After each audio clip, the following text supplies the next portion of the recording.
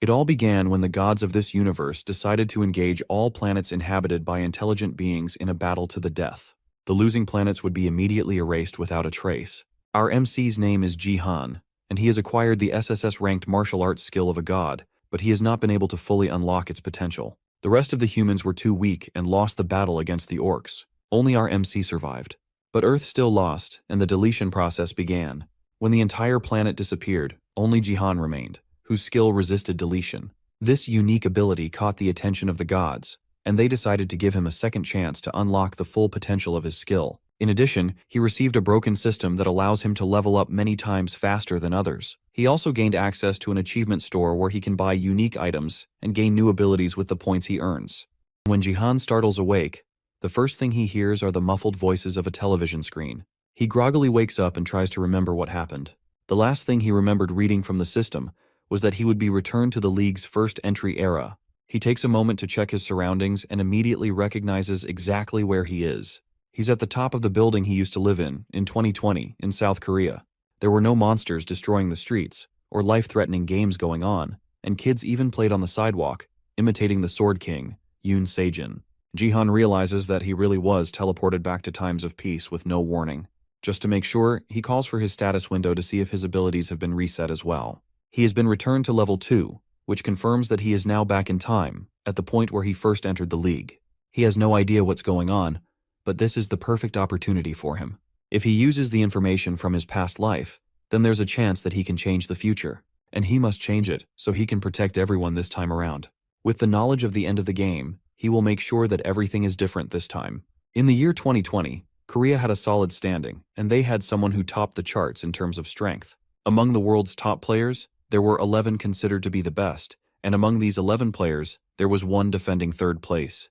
He is a man with dazzling strength that can take out a dozen players with a single attack. That man is the Sword King Yoon Sejin, and he is the reason that Korea had an unshakable hold as one of the strongest countries in the world.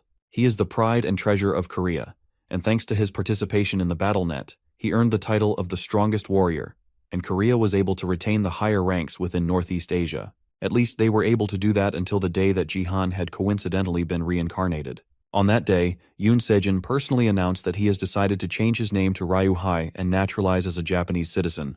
It should have been a normal day in July 2020, but on that day, Korean BattleNet received the biggest shock in its history. Jihan always hated looking at the face of the man that practically doomed Korea to ruin. After Yoon Sejin left, Korea fell into great chaos. They went from holding the higher ranks in BattleNet to facing repeated defeats, and eventually, they fell through the ranks within the league at a frightening pace. People blindly hoped that there wouldn't be a huge change within the rankings, and they thought that there were still a lot of bright and promising young people in the country who can help Korea at least remain in the top 20. With that kind of defeatist mindset, it's no wonder they failed so badly. No one appeared to make up for Yoon Sejin's absence, and things only got worse over time. Things would have been different if there were a little more time, but the BattleNet was way too brutal. Once the Space League started, things became way more serious. In the beginning, the BattleNet was treated like a game, but the Space League turned it into an all-out war for survival. If someone lost their life in the game, then they would also lose their life in reality. Monsters also appeared in countries that fell to the lower ranks, and a one-sided massacre would take place in those countries. After Yoon Sejin left and Korea fell to the lower ranks, it was eventually destroyed. Those who had survived gathered and began to say that if the Sword King had stayed, then Korea would have had a different ending. That's how important the Sword King was. And to top it all off, he is Jihan's brother-in-law. To vent out his anger, Jihan smashes a family picture of Yoon Sejin hanging in the living room. Jihan still wonders why his sister would love someone like Yoon Sejin, and how different things would have been if she were still alive. Now that he's done reminiscing about the past, it's time to figure out what to do in the present. It's great that he came back to the past, but right now, his stats are way too pathetic. In his younger years before the Space League, he spent all his free time drinking and gambling away his money. He didn't even know just how incredible his gift was at the time. A gift is a special talent given to a player once they reach the age of 18. There were only a small number of players who received a gift, and since Jihan was unlucky enough to receive the lowest ranked gift, an F rank, he used his ability to predict the winner in games and gambled as a living. He didn't know back then just how valuable his skill would end up being, since it's a skill that reveals itself after its awakening. That aside though, that doesn't change the fact that his stats are horrible, and that these kinds of stats should belong to a level 1 player. However, in a state of drunkenness, he ended up drinking an experience potion thinking that it was alcohol, and that made him level up. Weirdly enough though, he also has a lot of achievement points. Aside from the fact that they are useless and not worth any money, Jihan is pretty sure that he didn't accomplish anything before he entered the league, so it's weird that he has all these points.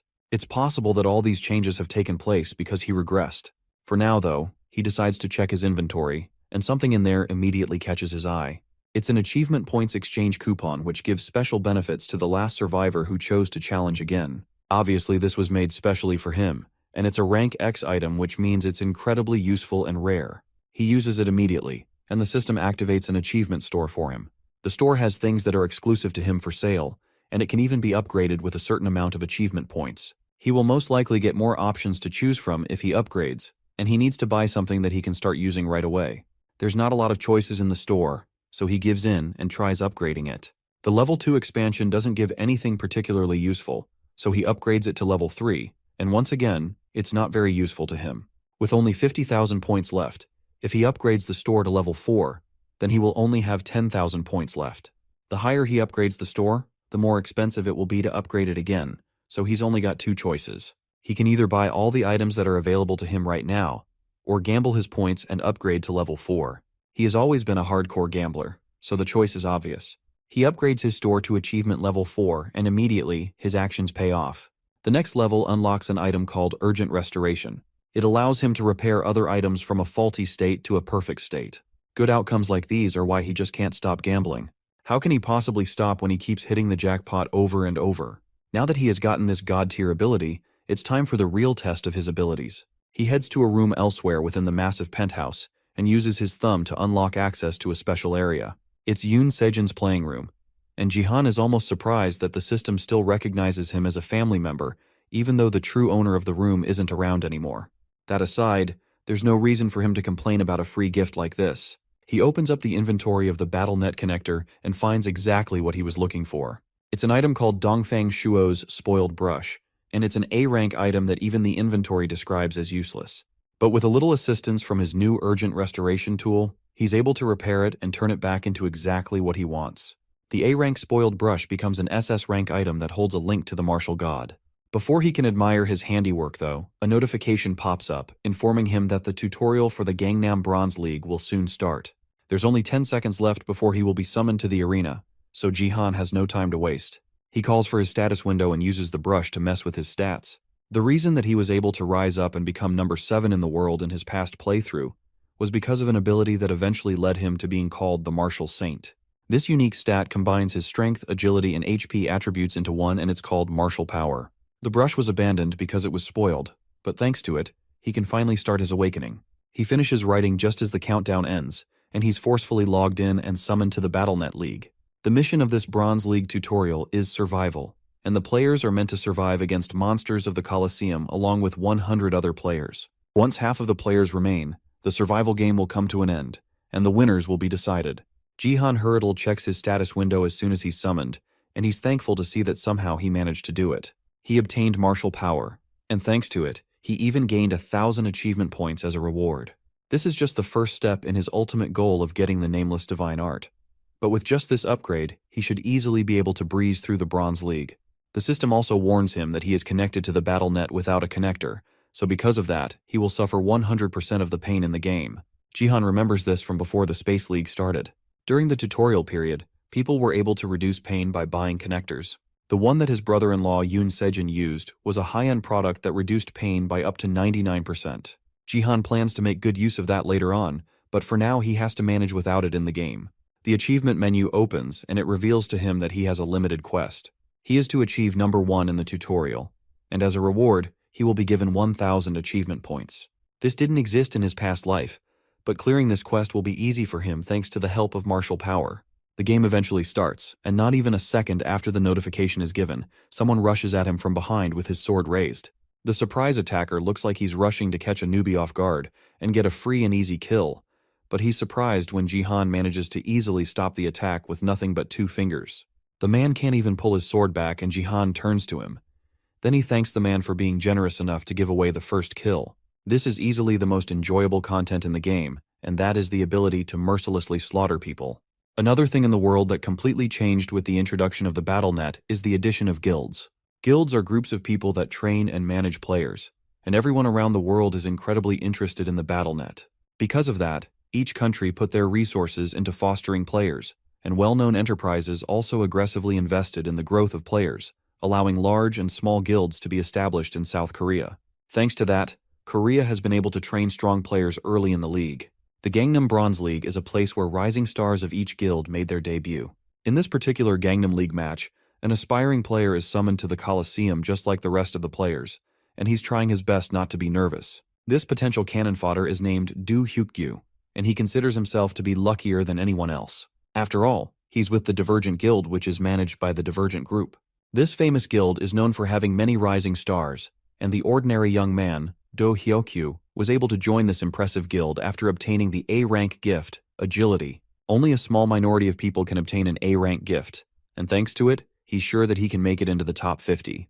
Now the first step is finding out who his opponent is going to be. His eyes scan the crowd, and all he can see are powerful knights, brutish warriors, and scary-looking monsters. Faced with these many options, Do Hyukgyu makes the brave decision to completely ignore them and turn away as if he didn't see anything. After all, staying alive is the most important thing for survival, and the other players are staring at him as if they can smell his fear. If he gets eliminated for messing around right off the bat, then that would be absolutely embarrassing.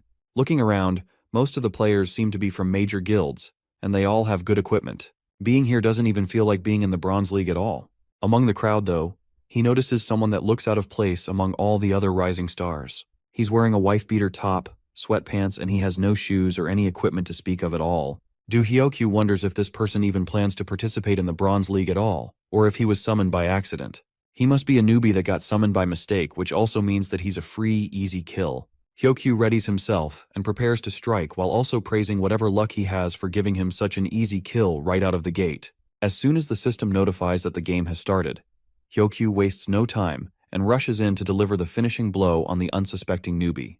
Except to his utter surprise, not only did the newbie block his attack, he did it with 2 fingers. It makes no sense that someone who seems so out of place could keep up with his A-rank agility ability. Before he can process what's going on, Jihan flings him aside with barely any effort, tossing him to the side like he's completely lightweight. Jihan mocks him for coming to participate in the Bronze League with a simple gift like agility. That pisses off Hyukgyu, who can't accept that his A-rank ability is being insulted by someone who looks like a beggar. Maybe Jihan is only full of himself because he managed to block just 1 attack. In that case, Hyukgyu plans to teach him a lesson by charging up his fastest speed. It looks like the player is planning to come at Jihan with all he's got, and our MC is forced to admit that even his speed from before isn't something to take lightly. Hyukgyu comes charging in, going straight for Jihan's neck, but our MC successfully manages to dodge the attack, dodging down low before it can connect. But the relentless attacks aren't done, and Hyukgyu comes at him with another attack, and another, and another. All of his attacks are easily dodged, but that doesn't mean that Jihan is having the best time. He's used to fighting with higher stats, but now his mind has to adjust to being back in a level 2 player's body. Hyukgyu isn't even that fast. It's Jihan who is slow, which means that this fight won't be as easy as he made it out to be. However, even with that, as someone who has experienced countless fights, the trajectory of his ambitious attacker is just too simple and obvious. Hyukgyu comes in for another large attack, and Jihan is done dodging this time. He smacks the weapon out of his attacker's hand, causing the sword to go flying in the air. Then before Hyukgyu can even process what just happened, Jihan jumps into the air, catching the sword and then stabbing it through his opponent's neck, finally ending the fight. Hyukgyu falls to the ground, and as his body fades away in defeat, he promises that the next time that he and Jihan run into each other, that he's going to win. That causes Jihan to sigh in grief, and it really puts into perspective how nice this world is. Even when he's dead, he's still talking about his next battle. The system pops up and informs him that he has taken the first kill in the tutorial, and he obtains 100 achievement points for it. The sword unfortunately disappears since the player that owns it has died. Our MC doesn't need a sword, and now that he has gotten a pretty decent warm-up, it's time for him to move on to the next battle. First, he has to secure more than 5 kills to get a good position in this mission. As he expected though, no one is going after the monsters. In the BattleNet, apart from players, there are monsters too. But 1 monster kill is only 0.1 of a player kill, meaning that you would have to kill 10 monsters for a single player kill to be counted. Because of that, most people avoided the monsters entirely, especially in this situation where the monsters are mobs like orcs. Going after them would be completely stupid, but it looks like the system likes stupid, because it gives him a new quest to kill all 30 orcs in the Colosseum. Hunting monsters is definitely inefficient, but he's getting 500 achievement points as a reward, which is 5 times more than the reward he got for getting the first kill. If that's the case, then there's no reason not to go after the orcs. These basic NPC monsters are nothing compared to a real orc anyway, so it shouldn't be much of a problem for him. Since there's nothing holding him back, he decides to go all out on the unsuspecting monsters. The orcs at first can't believe that there's an almost naked human running towards them at full speed, but they quickly recover and gather together to try and kill him. The first 2 that are closest throw their axes at him in hopes of cutting him down before he even gets close. But Jihan is able to catch the axes with ease, and then throw it back at them, killing multiple orcs with a single hit. That causes the rest to go into a frenzy, but Jihan is already on the move, running right past all of them and appearing right in the middle of all of them. Then with one swing of the second axe, several orc heads go flying, but our MC isn't done yet. He has only killed 5 orcs so far, and the remaining 25 don't look too pleased by his actions. They are even more motivated to kill him now, but they are just no match for him. He moves faster than they can keep up with, and his battle experience shows up heavily here. Another orc rushes in with a spear, determined to kill Jihan quickly, but his weapon is easily caught and broken, leaving him standing confused and dazed as our MC goes in to cut him down with his axe. Except the axe unexpectedly breaks as he tries to attack the orc. That fills the orcs with a bit more confidence, and they think now that his weapon is broken, they should have an easier time dealing with him. All the orcs rush at him, and Jihan gives them credit for being so persistent, but no matter how much they try, he's just too much for them to take on. He stomps on the ground with his foot, and the shockwave alone is enough to break apart the ground, sending all the orcs that were running towards him flying. Then he jumps into the air and grabs the weapons that went flying from the orcs' hands as they were pushed back, and in a second, he dashes through the crowd, killing even more orcs in the process. The slaughter continues, and more orcs continue to fall until there's only one left. The last orc is too frozen to move, but at this point he finally realizes that Jihan is more of a monster than they are. As he realizes that, Jihan takes him out as well, successfully clearing the quest. The system hands him the 500 achievement points that were promised, and he also leveled up from the fight. Leveling up mid-game is unusual since experience is usually calculated at the end of the game, but this might be because he is still at a low level. No matter the reason, however, Jihan doesn't complain and takes the opportunity to level up his stats while he can. And if there's one stat that he wants to give the most priority to, it's martial power. Martial power combines 3 stats together, and even if other people were to upgrade one of those stats at a time, a single level in martial power is able to double your abilities at minimum. There's also another reason why martial power is special to Jihan, and that's because once he hits level 30 in martial power, then he has a chance to obtain the unnamed divine arts. If he wants to get stronger, then he has to obtain the unnamed divine arts as soon as possible. However, there's a fatal flaw to the stat, and that's the fact that it's not easy to increase martial power. Normally, you would have to gain an assortment of battle experience and training in order to increase the martial power stat, and points can only increase the maximum growth rate. However, this time, for some reason the martial power level actually increases. That's great for him, and Jihan isn't exactly sure how it happened, but if it continues to increase like this, then his hope of becoming the strongest might actually be possible. There's no time for him to loiter around, and this is still a battlefield after all. As he's looking through his stats, an archer shoots an arrow at him which he easily predicts and manages to dodge. The archer is partnered up with a warrior in fancy-looking equipment, and they are both clearly looking down on Jihan. The girl tells her partner to wrap things up quickly, and the confident smiles on their faces show that they think they are going to deal with him very easily. It's not unusual for 2 people to team up in a battle. This survival game is intended to be PvP, but there's no rule saying that participants can't work together. The logo on their clothes also shows that they are in one of the top 10 guilds in Korea, the Turtle Guild. The trouble with this matchup is the pairing of the two. A warrior and an archer is a combination of short and long-ranged attackers. The fact that they are in the same team also means this won't be easy for Jihan to take care of by any stretch of the imagination. A notification pops up, informing him that there are only 60 survivors left, and the tutorial is about to end. So many people have died already, and with the tutorial about to end, all Jihan has to do is dodge the attacks from the pair, and he should be able to survive till the end. But if the 2 of them came to specifically kill him, then he must look like an easy target to them. As Jihan tries to figure out what to do with these 2, they are so confident in themselves that the warrior asks the knight out for dinner if he kills Jihan. Just before the fight starts, Jihan checks the scoreboard and sees that he is barely in first place with 4 kills. That means that if he manages to kill these 2, then it will guarantee his rank. To start off, he goes after the archer first, killing her while she's still in the middle of being hit on by the warrior.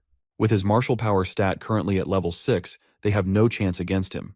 The warrior is in shock that his partner died so easily, but he doesn't even have a chance to process what's going on as Jihan rushes up behind him and slashes at his back with his sword. Luckily for the warrior, his thick B-rank armor managed to save his life, and he thinks that Jihan won't be able to pierce through it with such a poor weapon. But Jihan keeps going, using the sword to stab at the armor over and over, slowly creating a hole in the same spot with his continuous strikes, until the gap is just large enough for him to take out the knight. Elsewhere, in a dimly lit office space, a woman watches a replay of the match with a cup of tea in her hand, right as Jihan cuts down the warrior. This woman is Lee Haeon, the 3rd Division head of the Department of Human Resources in the Divergent Guild. She thinks it's a relief that Jihan wasn't summoned right beside her bodyguard, Lim Gaiyong, who was in the same match as Jihan and managed to rank 2nd place. Gaiyong isn't thrilled about basically being told that she's weaker than someone, but Haeon still advises her to try and avoid fighting with the maniacal newbie. For now, what she needs Gaiyong to do is to collect data. However, as Gaiyong watches the video playing on her boss's monitor, she can't help but notice that she has definitely seen Jihan somewhere before. Lim Gaiyong of the Divergent Guild is known mainly for possessing an S-rank gift. She is the Divergent Guild's high-potential prospect, and her performance in the Bronze League lived up to everyone's expectations. She should have ranked first just as everyone hoped for her, and she most likely would have if it hadn't been for Xiang Jihan's appearance. The Turtle Guild's scout team can't help but yell in shock as he realizes that not only did Jihan beat some of their most promising members, but he also managed to rank first at only level 2 without any proper gear or affiliation to any group. He showed up in a wife-beater top and sweatpants and somehow managed to acquire 6 kills without any weapons. His performance alone in this match was enough to cause a lot of questions to pop up amongst the players in the world. The man himself relaxes back in his living room as he checks his rewards for achieving first place in the Bronze League tutorial. He gained an experience boost of 50%, and with it managed to go from level 3 to level 6. His level up speed is most likely due to the fact that he's still at rookie level, but it's a nice bonus regardless. He didn't gain any GP, which is the currency used by the system, but he did get stat points from his level up, which he threw directly into martial power. Once again, his martial power increases, going from level 6 to level 9. He also acquired a nickname, Tutorial Conqueror, which gives him an additional point in all his attributes, as well as an additional 20% experience boost. The nickname only applies in Bronze League, but it's fine in its own way. With that effect, he now has 10 points in martial power, which makes him incredibly overpowered in the Bronze League. The Silver League promotion battle will happen when he reaches level 25, so until then, he just has to focus on growing his power continuously. Those are already a lot of boosts to his stats and strength, but there's still one more thing he gained. By reaching level 5, he unlocked a class advancement, which means that he can now pick a class. When choosing a class, it's important that the player knows what each class brings to the table. There are 4 options to pick from: Warrior, Archer, Mage, and Support. In his previous life, he picked the Warrior class, and since he already has expert level knowledge of it, picking it again will make his life easier. But in his achievement store, there's an option to buy an extra class slot. With that, even if he chooses a different class this time, he can always add the Warrior class later on by buying it with 10,000 achievement points. Thanks to this, he doesn't need to choose the Warrior class first, and he can try out something else. His finger hovers over the options as he decides which one he's going to choose, and then eventually, he picks one. Later on, he's summoned to the Bronze League Gangnam area again for another mission. This place is filled with thousands of zombies crowding around each other, and the mission this time is defense. The zombies are at the bottom of a castle, and the players are to kill the zombies and protect the crystal resting at the top of the castle walls, while also doing their best to survive against the zombies. There are multiple towers, and the battle will continue until only 5 towers remain. On top of one of these towers is Lim Gaiyong, a warrior of the Divergent Guild, and she stares down at the zombies in disgust. They may be in a game, but that doesn't make the sight of decayed corpses any better. Behind her, the other players spawn in, and they seem to be familiar with the map as well as the mission. Gaiyong knows the people who have been matched up with her. One is an archer from the LK group, and he has strong-looking B-grade gear. Another is a mage, and he doesn't seem to be affiliated with any guild, but his equipment is impressive, and he doesn't look too bad for this level. These two look like good partners to work with, but the most important person in this particular mission type is the support. The defense mission is a long-term fight, and the support is the person that guarantees that they will be able to survive that fight. He's summoned last, and as the light clears, Gaiyong is surprised to see Xiang Jihan appear as the support of their group. Just like last time, his gear is pretty unique, and he's sporting a tracksuit and a metal pipe, truly the strongest gear available. 20 minutes before he was summoned for the mission, he decided to choose the support class. As he selected the option, the system itself advised him that the class isn't compatible with him.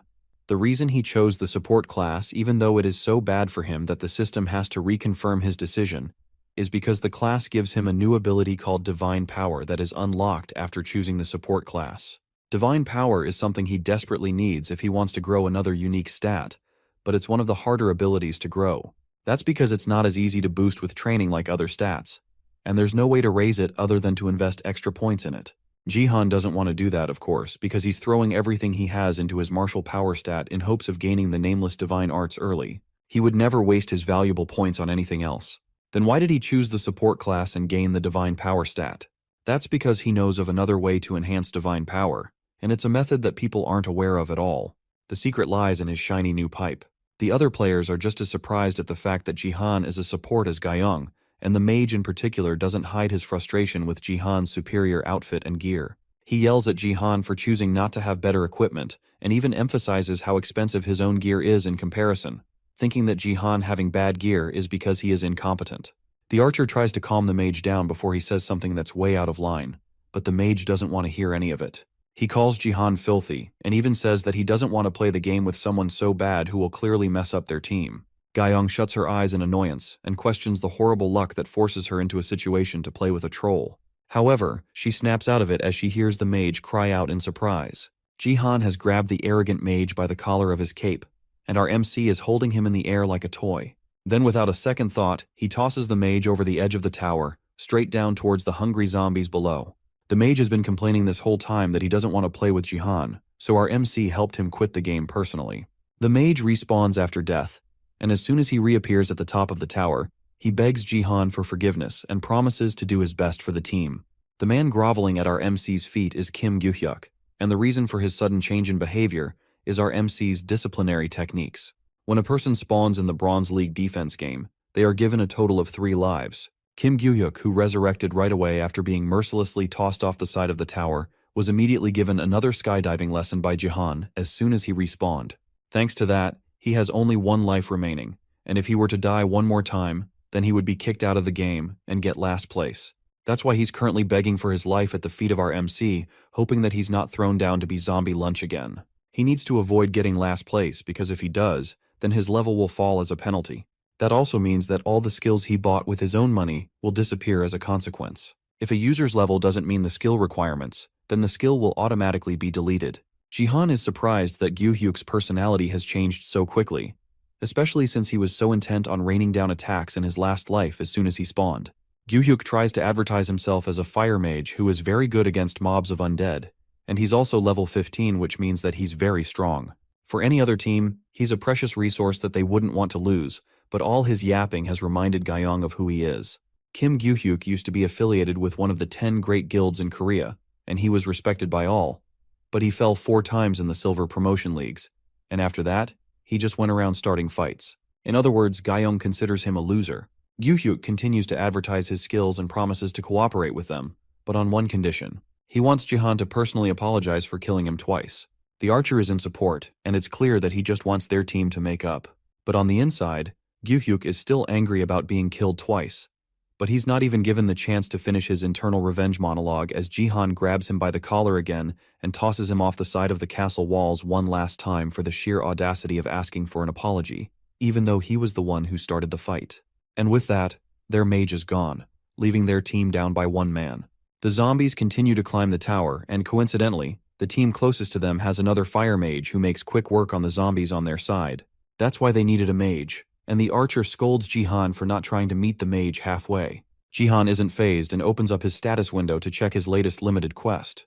This quest has a linked quest, and it requires him to get first place in the 10 Towers mission, and also kill 1,000 zombies on his own, for a total of 4,000 achievement points. Killing 1,000 zombies would be near impossible considering just how much time they have left, but he doesn't want to lose out on 3,000 points. Lim Gaiyong watches as Jian tries to figure out what to do, and she doesn't even try to hide how much she's judging him. So far, Jihan has only done what he wants, and despite his impressive specs, he's just a support class. From what Gaiyong can tell, there's no reason for her to try and bring him into the Divergent Guild. The archer isn't nearly as calm as she is though, and he continues yelling at Jihan, who finally notices. Finally, he tells Jihan that if he's going to continue acting like a jerk, then he should just go ahead and fight by himself. Unexpectedly, Jihan is happy to hear that, since he will be able to take out all the zombies alone if they let him go ahead without their help. Ga-young tells him to stay behind her while she takes the front. She sees the game is already lost, but she at least feels the need to take responsibility as a player, but Jihan tells her that it's all right. He plans to take everything in the front while the archer and Ga-young protect each other. A zombie finally manages to reach the top of the tower, and it's a blood zombie which is different and stronger than the other zombies. Its head is made of liquid, so they can't kill it with physical attacks. Well, they can anyways. Jihan doesn't care about the rules of the game. The zombie leaps in, and Jihan readies himself with the spear, and with one clean hit, kills the zombie by smashing its head in. Ga-young notices from the pieces of flaming zombie flesh that fall around that. Then Jihan must have access to divine power. More zombies make their way to the tower, and Jihan continues to fend them off one by one with his staff. So far, he has only killed 6 zombies out of 100, and he has a long way to go. As more zombies climb up the tower, Jihan continues to take them all on solo. As he kills over 24 zombies, he starts to realize that his biggest issue will be the blood zombies. Physical attacks don't work on them, so when he sees them, he releases a small amount of divine power, which allows him to kill them all at once. The archer's view of Jihan has completely changed, and it's hard to deny that our MC really is a pro even though he's a jerk. Ga-young, on the other hand, is too stunned to speak and can only watch Jihan fight with awe.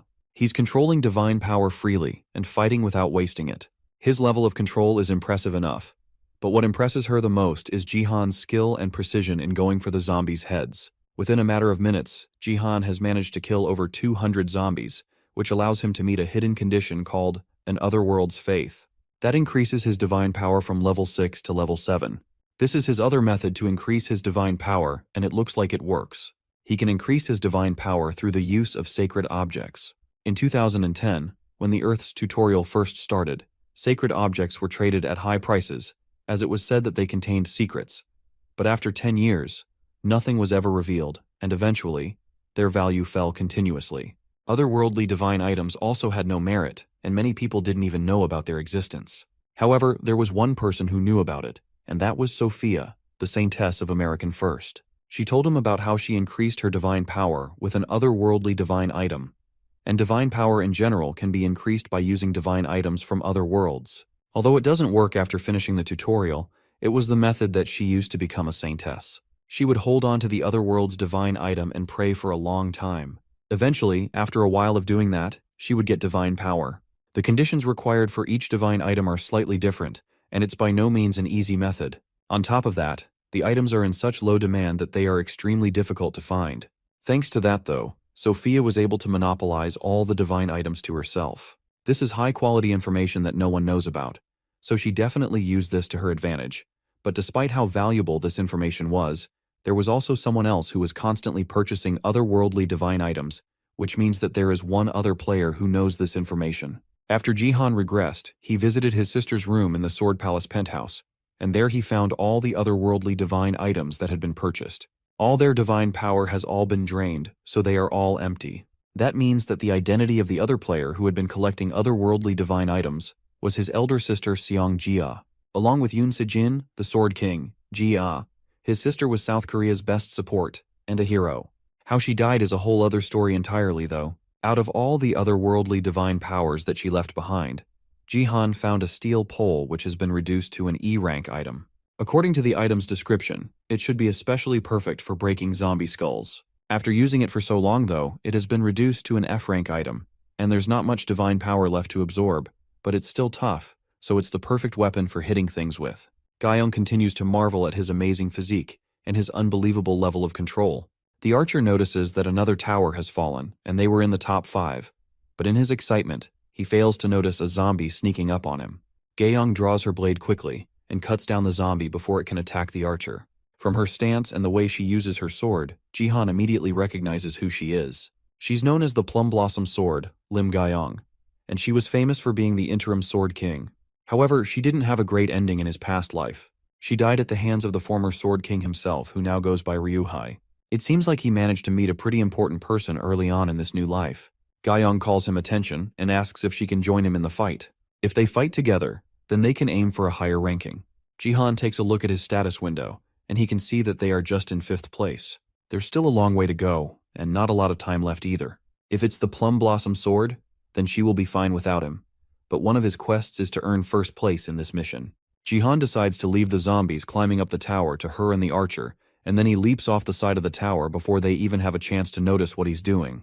As he falls to the ground, he gathers up all his divine power into the staff and slams it into the ground, causing a massive explosion of energy that blows all the zombies away. Thanks to Jihan's massive contribution, his team manages to place first in the mission, and they emerge as the last survivors. Thanks to that, he accomplishes his limited quest, but he couldn't finish his linked quest of killing 1,000 zombies alone. The game ends, and Jihan starts the process of teleporting back to his home. Before he leaves, his teammates come over to congratulate him on a job well done. He carried them so easily, and came out as the MVP despite everything, and the archer is more than eager to team up with him again. But while the archer fawns over out MC, Gaiyong can't help but be shocked at the massive amount of damage that their support did despite being a level lower than her. She thinks that this has to be some kind of bug. She can't hide just how surprised she is. The archer decides to log out first, leaving her along with Jihan. She takes the opportunity to approach him before he leaves, and even calls him by his name, which surprises Jihan. After all, they should have met at this point, but Gaiyong doesn't care. With the potential and achievements that he has shown during these past few missions, she can tell that this man is definitely someone they need at the Divergent Guild. As a member of the Divergent Guild, she has to recruit him no matter what. But now that she's staring at him, she ends up accidentally asking for his phone number instead. Suddenly, her calm expression changes to extreme panic as she realizes that she skipped many steps to get to this point. She's asking for his phone number in the first conversation, and she has to hurry up and explain herself before he ends up taking it the wrong way. Before she can get her words out properly, though, Jihan apologizes and tells her that he doesn't remember his phone number right now. Then he opens his status window and logs out with a quick goodbye before she can say anything else. Gaiyong takes a moment to wonder how exactly someone can forget their own number before she realizes that she has most likely just been rejected. Back in the real world, it turns out that Jihan really doesn't remember his old number. He used his American number for a while in his old life, and he hasn't had the time to memorize his Korean number since he reincarnated into this new life. There's no way he can ask others what his own number is, so for now, he's just going to have to leave those thoughts for later. The more important thing to think about right now is that he got recruited. It looks like with all his showing off recently, he ended up standing out too much. Now that he thinks about it, he should have probably gotten her number instead, but he doesn't plan on joining a guild right now. For now, he has to focus on getting as many rewards as he can from quests. He managed to raise his level by 2 points, and he even managed to earn 1,500 GP thanks to it, but he can't buy any holy items with just that amount. The divine items he wants to buy are much cheaper in the past than they were in his time, but it's still too much for him. For now, he has to go home and rummage through his sister's storage a little more. He makes it back home, and immediately notices someone else's shoes at the door. He immediately realizes who is at home with him, and the shock causes him to drop his bag. Everyone has moments that they regret for their whole lives, and Jihan also has similar regrets. His biggest regret, though, is the fact that he couldn't protect his beloved niece, Se-ah, in his past life. He had so much that he wanted to say if they met again. He remembers how strong she was, and how she even told him that she would protect him. And now she's standing in front of him again, alive like nothing ever happened. Above everything, he wanted to tell her once again that he really missed her. Yoon Se-ah just turned 18 this year, and she's the daughter of Yoon Sejin and his older sister. She wasn't at home when he regressed because she was with a group living in Jeju, but she was the only one that ended up leaving early for obvious reasons. Because she was born when his sister worked to provide for them, Jihan was in charge of looking after Se-ah from a young age. Now her mum is gone, and her dad is defecting to Japan all of a sudden and changing his name. Now that everyone else is gone, the only family they have left is each other. Right now, she's the most important person in his life, and all of this happened because of Yoon Sejin's sudden decision. Earlier, Se-ah contacted her father to see what caused him to change sides all of a sudden, and he told her that he had fallen in love. He announced it to her so casually, and even though she was freaking out on the phone call with him, he seemed way too calm with the situation. She asked him what he wants her to do now with him disappearing, and even asked if he's throwing her away for nothing, and he calmly replied that he is throwing her away because that's the condition that his new love had given him. Without even another word, or a goodbye, he hung up the call and ended his relationship with his daughter in one move.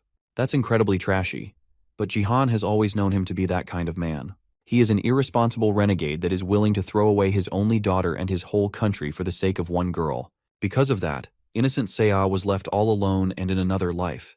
Ended up ending her life. Se-ah turns around and notices that her family photo has been broken, and Jihan immediately rushes to apologize, thinking that even with what Yoon Sejin did, he's still her father. But to his surprise, she reveals that she wanted to break it instead. Then she tells him that she's fine and puts up a strong face. This is always how Seiya was. Whether her mum died or her father betrayed her and left, she would always have a bright smile and life while worrying more about her uncle than herself. But even though he knows that she can take care of herself, he doesn't want her to be like that anymore. From now on, even though she's all grown up, he wants to take care of her and protect her. Seiya closes her eyes and allows him to hug her. But their moment is broken up when she tells him that he's sweaty. Elsewhere in the Seoul metropolitan city, Gangnam-gu, inside the Divergent Guild headquarters, Lee Hyeon doesn't even try to hold her laughter back after her bodyguard tells her about her run-in with Jihan. The beautiful Lim Gyeong asked for a man's number, and he refused. And on top of that, he used the lame excuse of saying that he doesn't remember his number.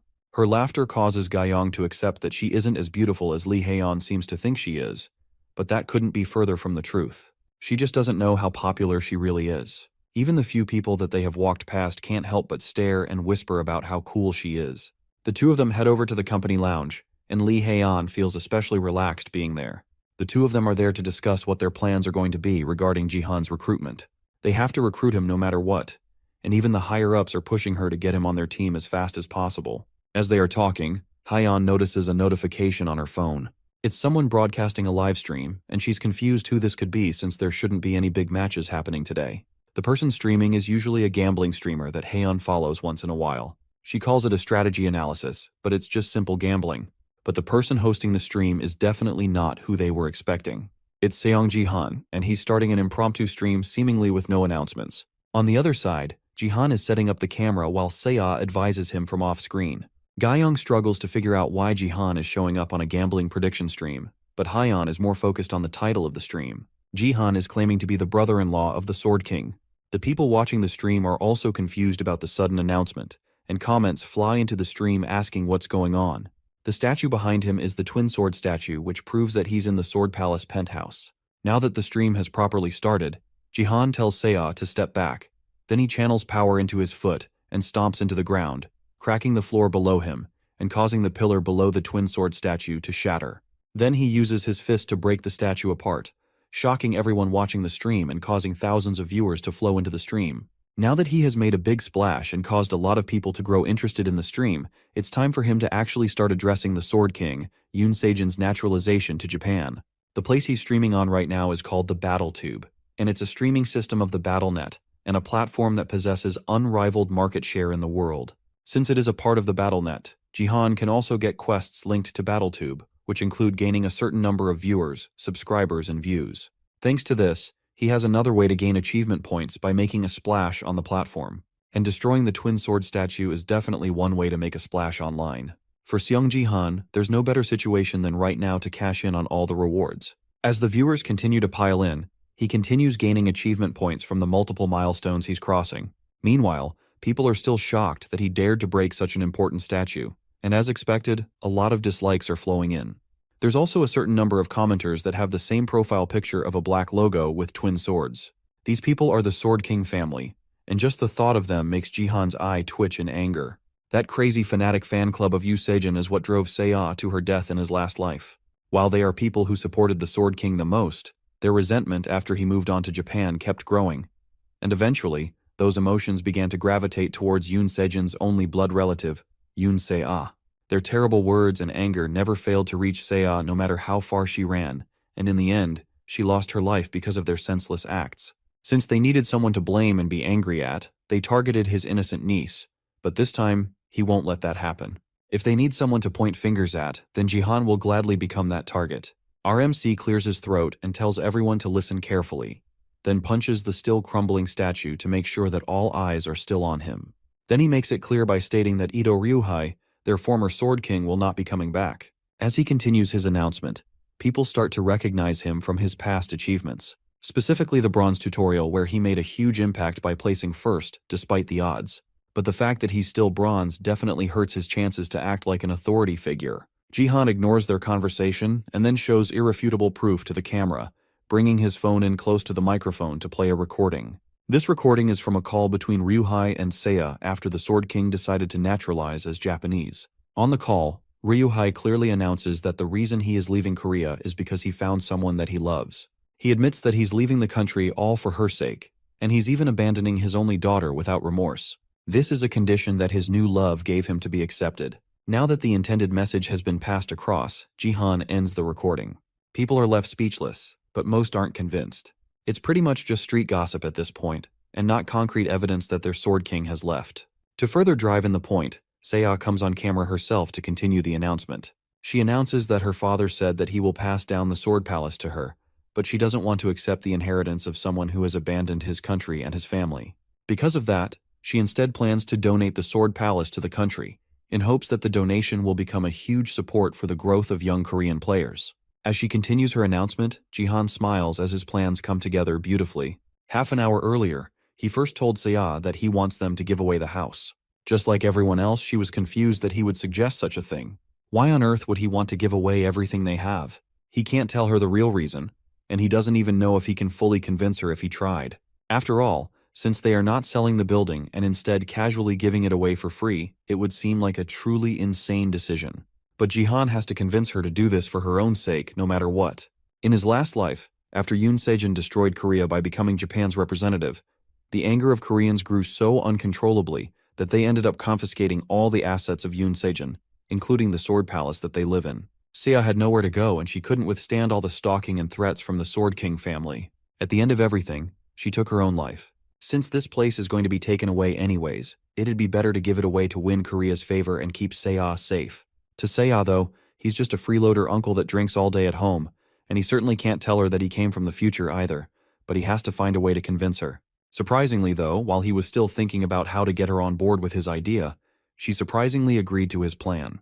He had to take a moment to double-check if she's really alright with this, since even to him, his sudden request would make absolutely no sense. The reason she has decided to trust him is because he's not the kind of person that would suggest something like this for no good reason. More importantly, it's been a long time since Seiya has seen this confident side of him, so she decides to trust his judgment. Thanks to her impressive resolve, he managed to make this situation a reality. That doesn't mean that there won't still be problems going forward, though. The Sword King family is still up in arms, and they are specifically calling out Jihan as a fraud and a con man. That's exactly what he wants from them, though. He wants them to keep firing their insults at him and avoid messing with Seiya completely. But this still isn't enough to finish the job. To make sure that everything is perfect, he's going to need to drive one final nail into the coffin. He steps back into the camera's view and calls out Yoon Sejin specifically. He tells them that the reason the Sword King gave for leaving is because of a woman. But the truth is that he's a has-been. Seiya can only watch since this definitely wasn't in the script from earlier, and she doesn't know what to do. The commenters start going crazy, with some not believing that he would say such a thing, while others can only laugh at the absurdity of his claim. Jihan continues provoking him, claiming that the only reason Yoon Sejin left was because he knew he wouldn't make it in Korea. Even Gaeyong and Haeyeon can't help but scream at the things he's saying. Then Jihan finishes it up by saying that Yoon Sejin should stay well in Japan, because they will be meeting soon so Jihan can crush him. The stream ends after that, and the two of them head back into the house to freshen up. Seiya confronts her uncle with the chaos that has started online due to his statements. Both Korea and Japan are in an uproar because of what he said, but Jihan isn't worried. He assures her that nothing will happen, and that they should just ignore all the publicity this is bringing them so she doesn't get stressed unnecessarily. Because of his recent actions, Seiya can't help but notice that something seems different about her uncle. It's almost as if he became a different person overnight. But it's not surprising that she feels this way. After all, there's no way that he would act normally after dying and regressing to the past. He asks her if all she saw in him was a freeloader who drinks all day, and Seiya tries to backtrack her words, even though she does think that it's true that she saw him that way before. As they are talking, the doorbell rings, and Jihan already knows who it is, but he wasn't expecting them to come over this early. Now that things have come to this point, it's time for him to start earning some money. Elsewhere in Tokyo, Japan, Yoon Sejin watches over the news as he sits beside a sleeping woman on the bed. The news recounts the events that have happened recently, and states that the relationship between Korea and Japan is only expected to get worse continually due to his naturalization to Japan. It's only gotten worse since news has now spread that he did all of this for a woman. Now with Jihan, Yoon Sejin's brother-in-law, coming out with even more provocation, things are only set to get worse, and now all that's left is to see how the Sword King will react. It could even be said that Jihan is a representation of Korea's fury. The woman gets up from the bed, and Sejin turns off the broadcast, afraid that he had woken her up, but she assures him that she doesn't need to sleep anymore. She's more worried about him and the hard times that he will go through going forward, but Ryuhei stops her and tells her that she shouldn't call him Sejin anymore. He has taken her name, and that's how he wants to be addressed going forward. This woman, Shizuru, clings onto him and assures him that he's still Yoon Sejin, Korea's #1 player, and that truth hasn't changed. But there's a strange power to her words, and it looks like the things she's saying to him have a much heavier ability than just being mere words. Then she pulls him close and the two of them kiss as she reminds him that she is her Yoon Sejin. Back with our protagonist, he opens the door and standing outside is the man that he was expecting. This man is a government official, and it looks like he and Jihan at least know each other a little bit. His name is Park Yoon-sik, and he's the department manager of the BattleNet in South Korea. In his last life, after Yoon Sejin left, the department stopped coming, but it looks like he made such a big splash today that they just can't ignore him any longer. However, even though the government stopped coming, this man still took the time to take him and Seiya into his consideration and took care of them well. Now that the stage is set and all the players have arrived, it's time for Jihan to start taking all the things he will need. The three of them sit down to talk, and Yoon-sik gets straight to business. He knows that they won't be able to bring the Sword King back, and the government is aware of this as well. But they can't let the citizens know about it just yet. The Korea versus Japan match will be taking place soon, and they need the people to be in high spirits for that. Jihan can see where this conversation is going and tells Yoon-sik to get to the point and stop beating around the bush. What they really want is for Jihan to return the donation of the Sword Palace, since if the government accepts his donation, it will be official recognition that the Sword King isn't coming back. Yoon-sik is shocked that Jihan hit the nail on the head so easily, and even he starts to believe that Jihan really has become an entirely new person. The Jihan of before was just a jobless alcoholic addicted to gambling. Setting aside his shock, Yoon-sik confirms what Jihan says, but tells him that they haven't fully given up on the Sword King's return. So instead of completely giving it away, the government would like to suggest a co-signed management instead. That means that the ownership will change to someone else, but they still have joint decisions in the affairs. It's a way of making sure that they can still be prepared for the return of the Sword King.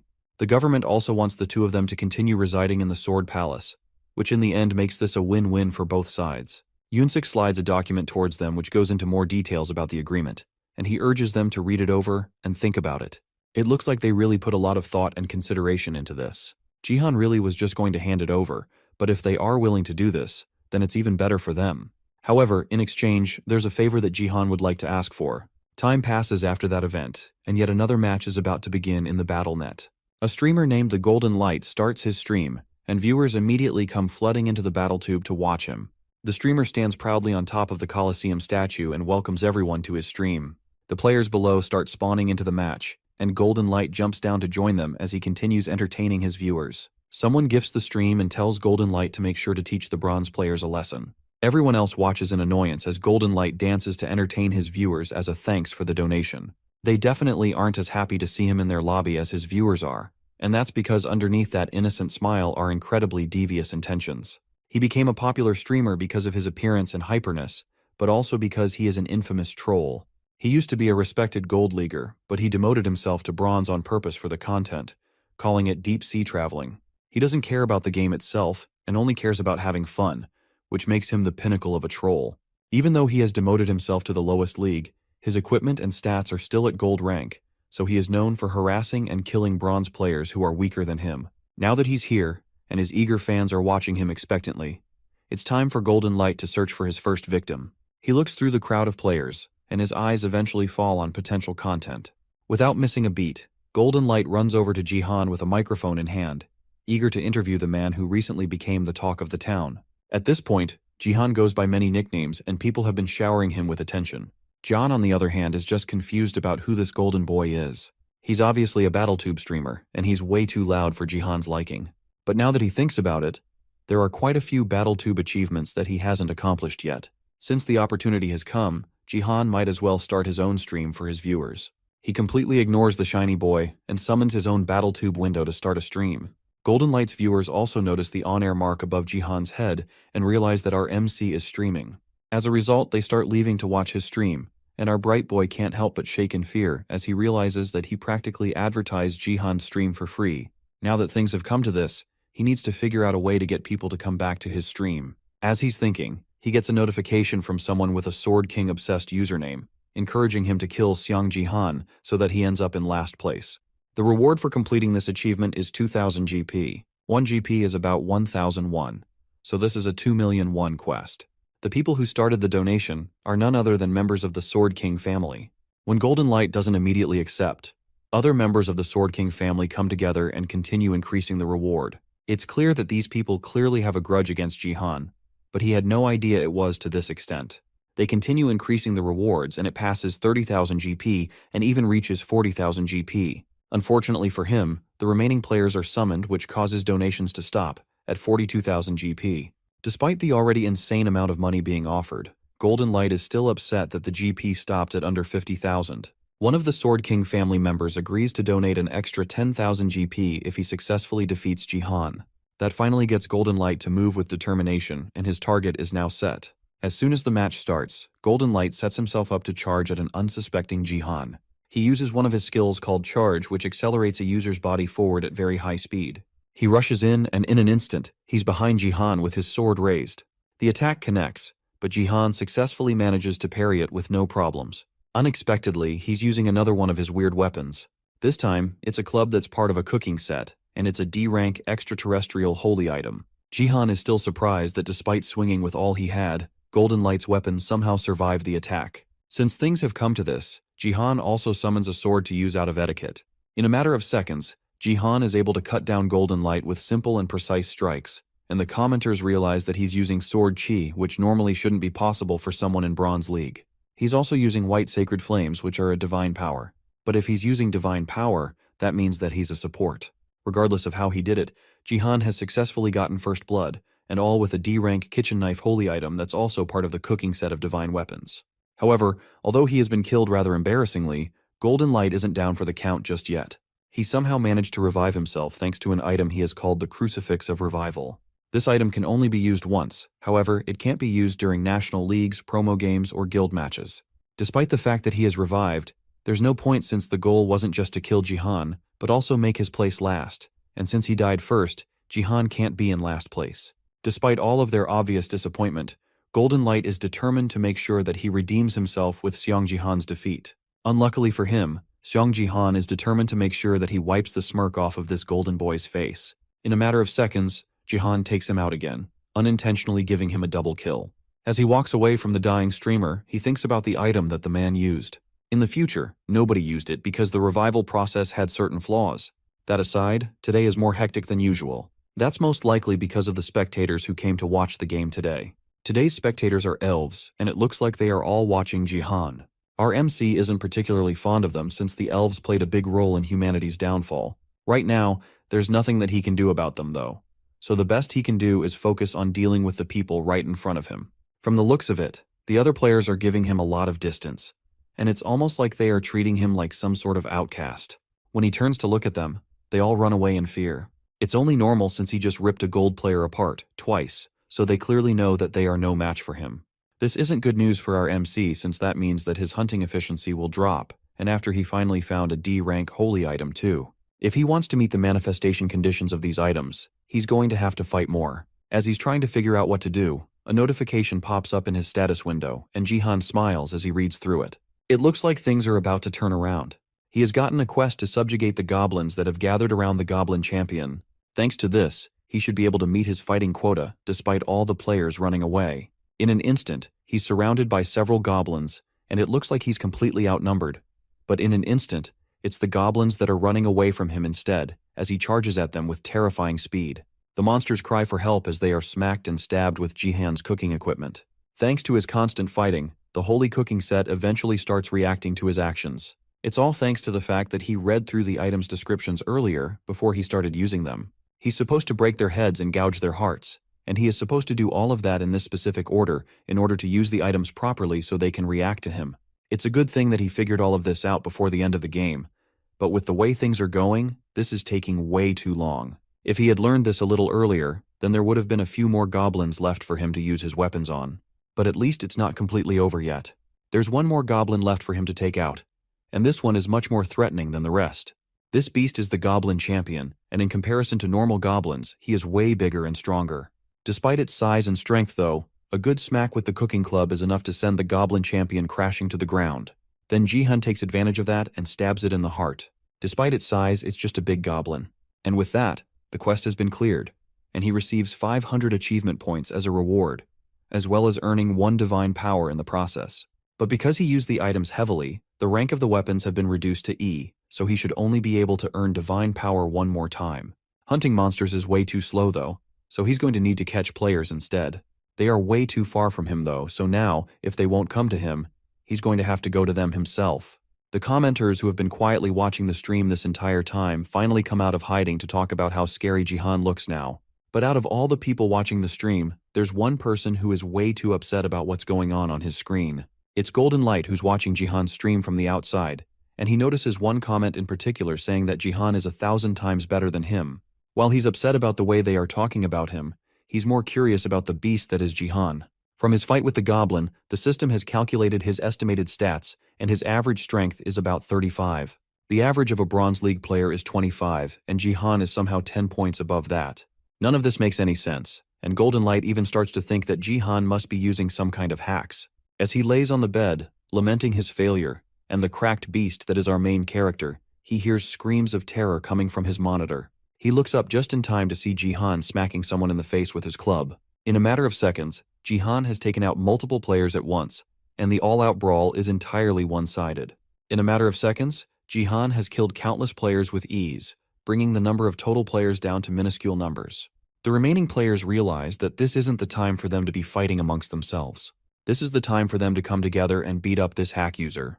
A mage and an archer are the first to come together and try to take down Jihan, but their attacks are blocked or pushed away with ease. After a while, they stop attacking completely once it looks like nothing they do will work on Jihan. They don't even try to fight back anymore and just stare at this beast in disbelief before he comes over and puts them out of their misery. Jihan has managed to get a total of 10 kills, and his viewers are going wild after watching the awesome feat of taking all the players down. Thanks to his massive number of kills, the cooking set starts reacting again, and he gains another point in divine power as a result. Then the items downgrade once again to F rank, making them practically useless. He also clears a hidden quest which required him to get 10 kills in the Colosseum. That gives him an additional 5,000 achievement points as a reward. With divine power and achievement points in the bag, Jihan has successfully gotten everything he wanted, but something is still missing. He needs something definite and strong to boost his power as high as it can go. Then he notices that he has gotten an epic quest that requires him to find the Shadow Queen located near the spectators in the Colosseum map and provoke her. An epic quest isn't supposed to appear in the Bronze League, but the more important thing is the rewards, which are 50,000 achievement points, as well as the constellation Shadow Queen's interest. A constellation is an absolute being that represents a star, and they are divine beings in the BattleNet. A constellation's interest is the same as a sponsor, and they help to acquire abilities that a normal player wouldn't be able to obtain. It looks like something that is only possible in the Diamond League is happening to him right now. If that's the case, then he needs to meet the Shadow Queen at all costs. If even just one person is on his side, then the other constellations will also be interested in him. However, with the number of elves staring down at him from the side, will he really be able to find the Shadow Queen among them? Outside the game, though, the world is recoiling at Jihan's accomplishment. Seong Jihan's record of 10 kills at the Colosseum was a first in the country after Yoon Sejin. News of it quickly spread across social media communities, and as a result he gained around 10,000 subscribers, and his streams gather up to 4,000 simultaneous viewers. Those from the Sword King family who hoped for Jihan's ruin in turn became his supporters. Now all the resentment was directed at Golden Light, who unintentionally became Jihan's stepping stone to stardom. His reputation has practically gone into the gutter after recent events, and he's struggling to figure out what he should do to fix it. Since there aren't many options, Golden Light instead decides to jump on the Seong Jihan train too and become one of his supporters. From this point on, Golden Light now hopes to become Seong Jihan's editor and make him BattleTube's best star. Back in the Sword Palace, Seiya can't help but stare at her uncle in disbelief. After the fight she watched in the afternoon, she can't believe that her uncle got so strong. She almost started feeling bad for the other players since this was basically the same as griefing. So many people also wanted to donate to Jihan's stream, but he had his donation link blocked. That's mostly because he decided to stream out of the blue and didn't set it up beforehand. Since he hasn't set it up yet, Seiya advises Jihan to raise the minimum donation fee. It'll be hard for him to focus if donations keep flooding in, so it'd be best to set it to a high amount so he doesn't get too many donations. Jihan agrees and decides to set it to 10,000 GP, which is 10 million won. As Seiya wonders if 10 million won is actually, Jihan is more focused on thinking about the Shadow Queen epic quest that he received. He has to find this mysterious figure and provoke her, but he can't think of a way to find her in such a big crowd. Seiya notices the concentrated face he's making and asks if he wants her help. Her attitude reminds him so much of her mother, and Jihan smiles at her. Since there's no wrong in it, he gets up and decides to tell her what's been bothering him.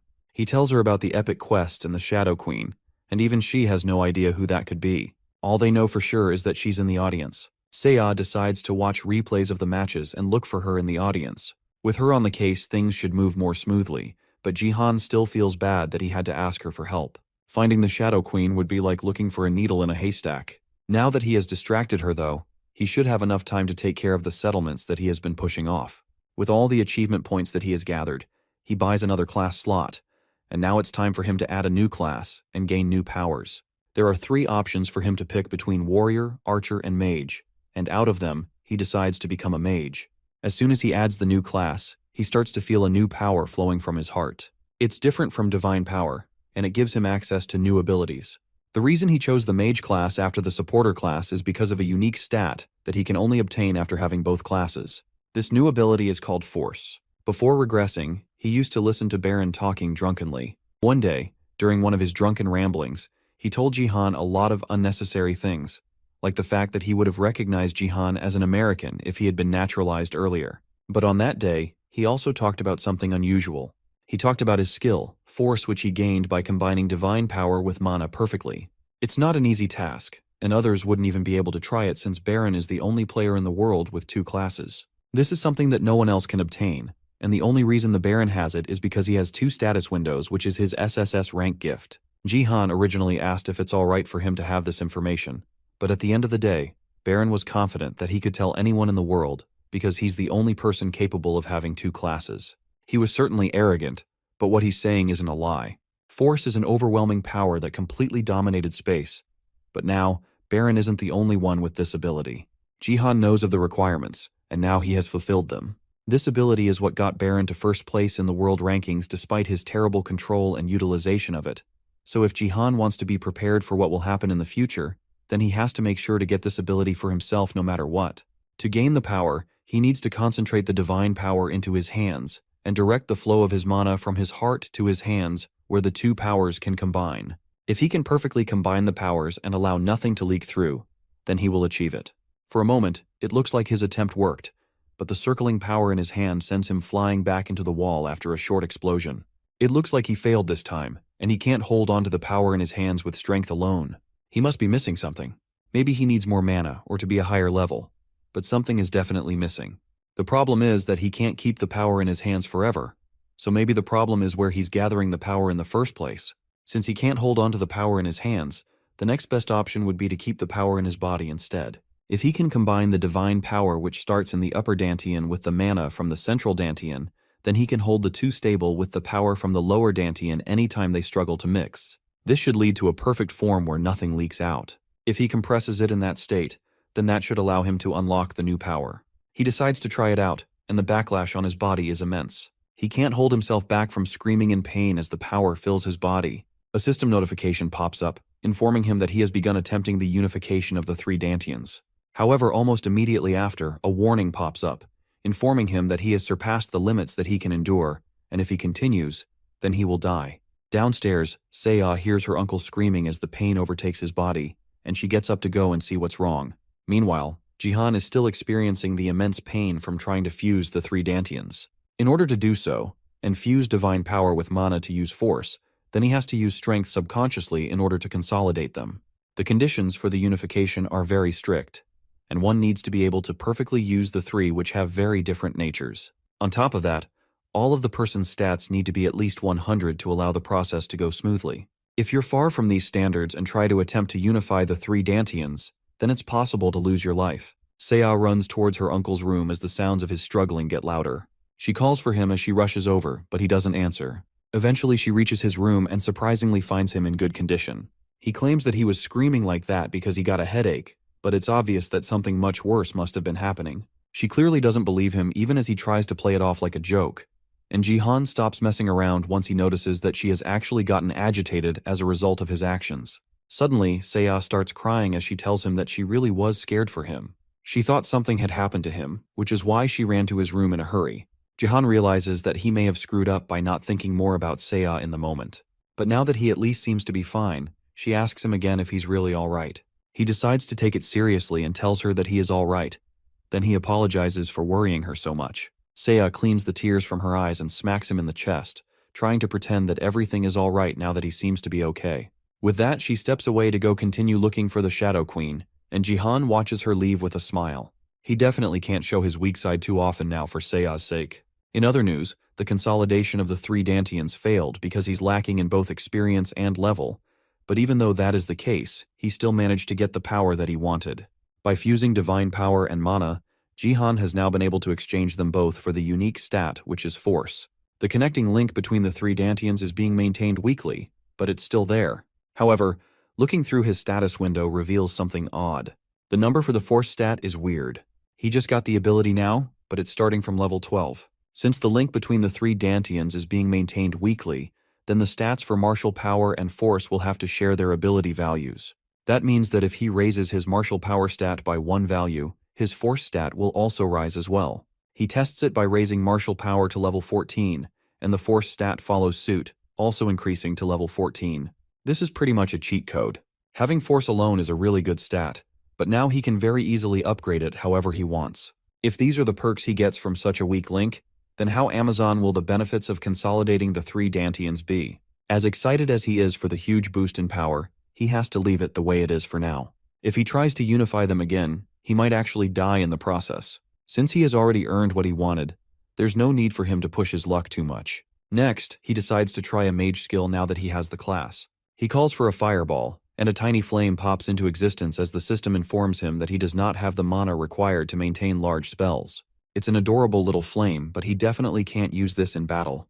The next day, Jihan is woken up by the sunlight entering his window. As soon as he opens his eyes, the system informs him that he has gained 10 divine power, and he cannot obtain divine power from holy items that are D rank and below. From now on, he can only gain divine power from holy items that are C rank and higher.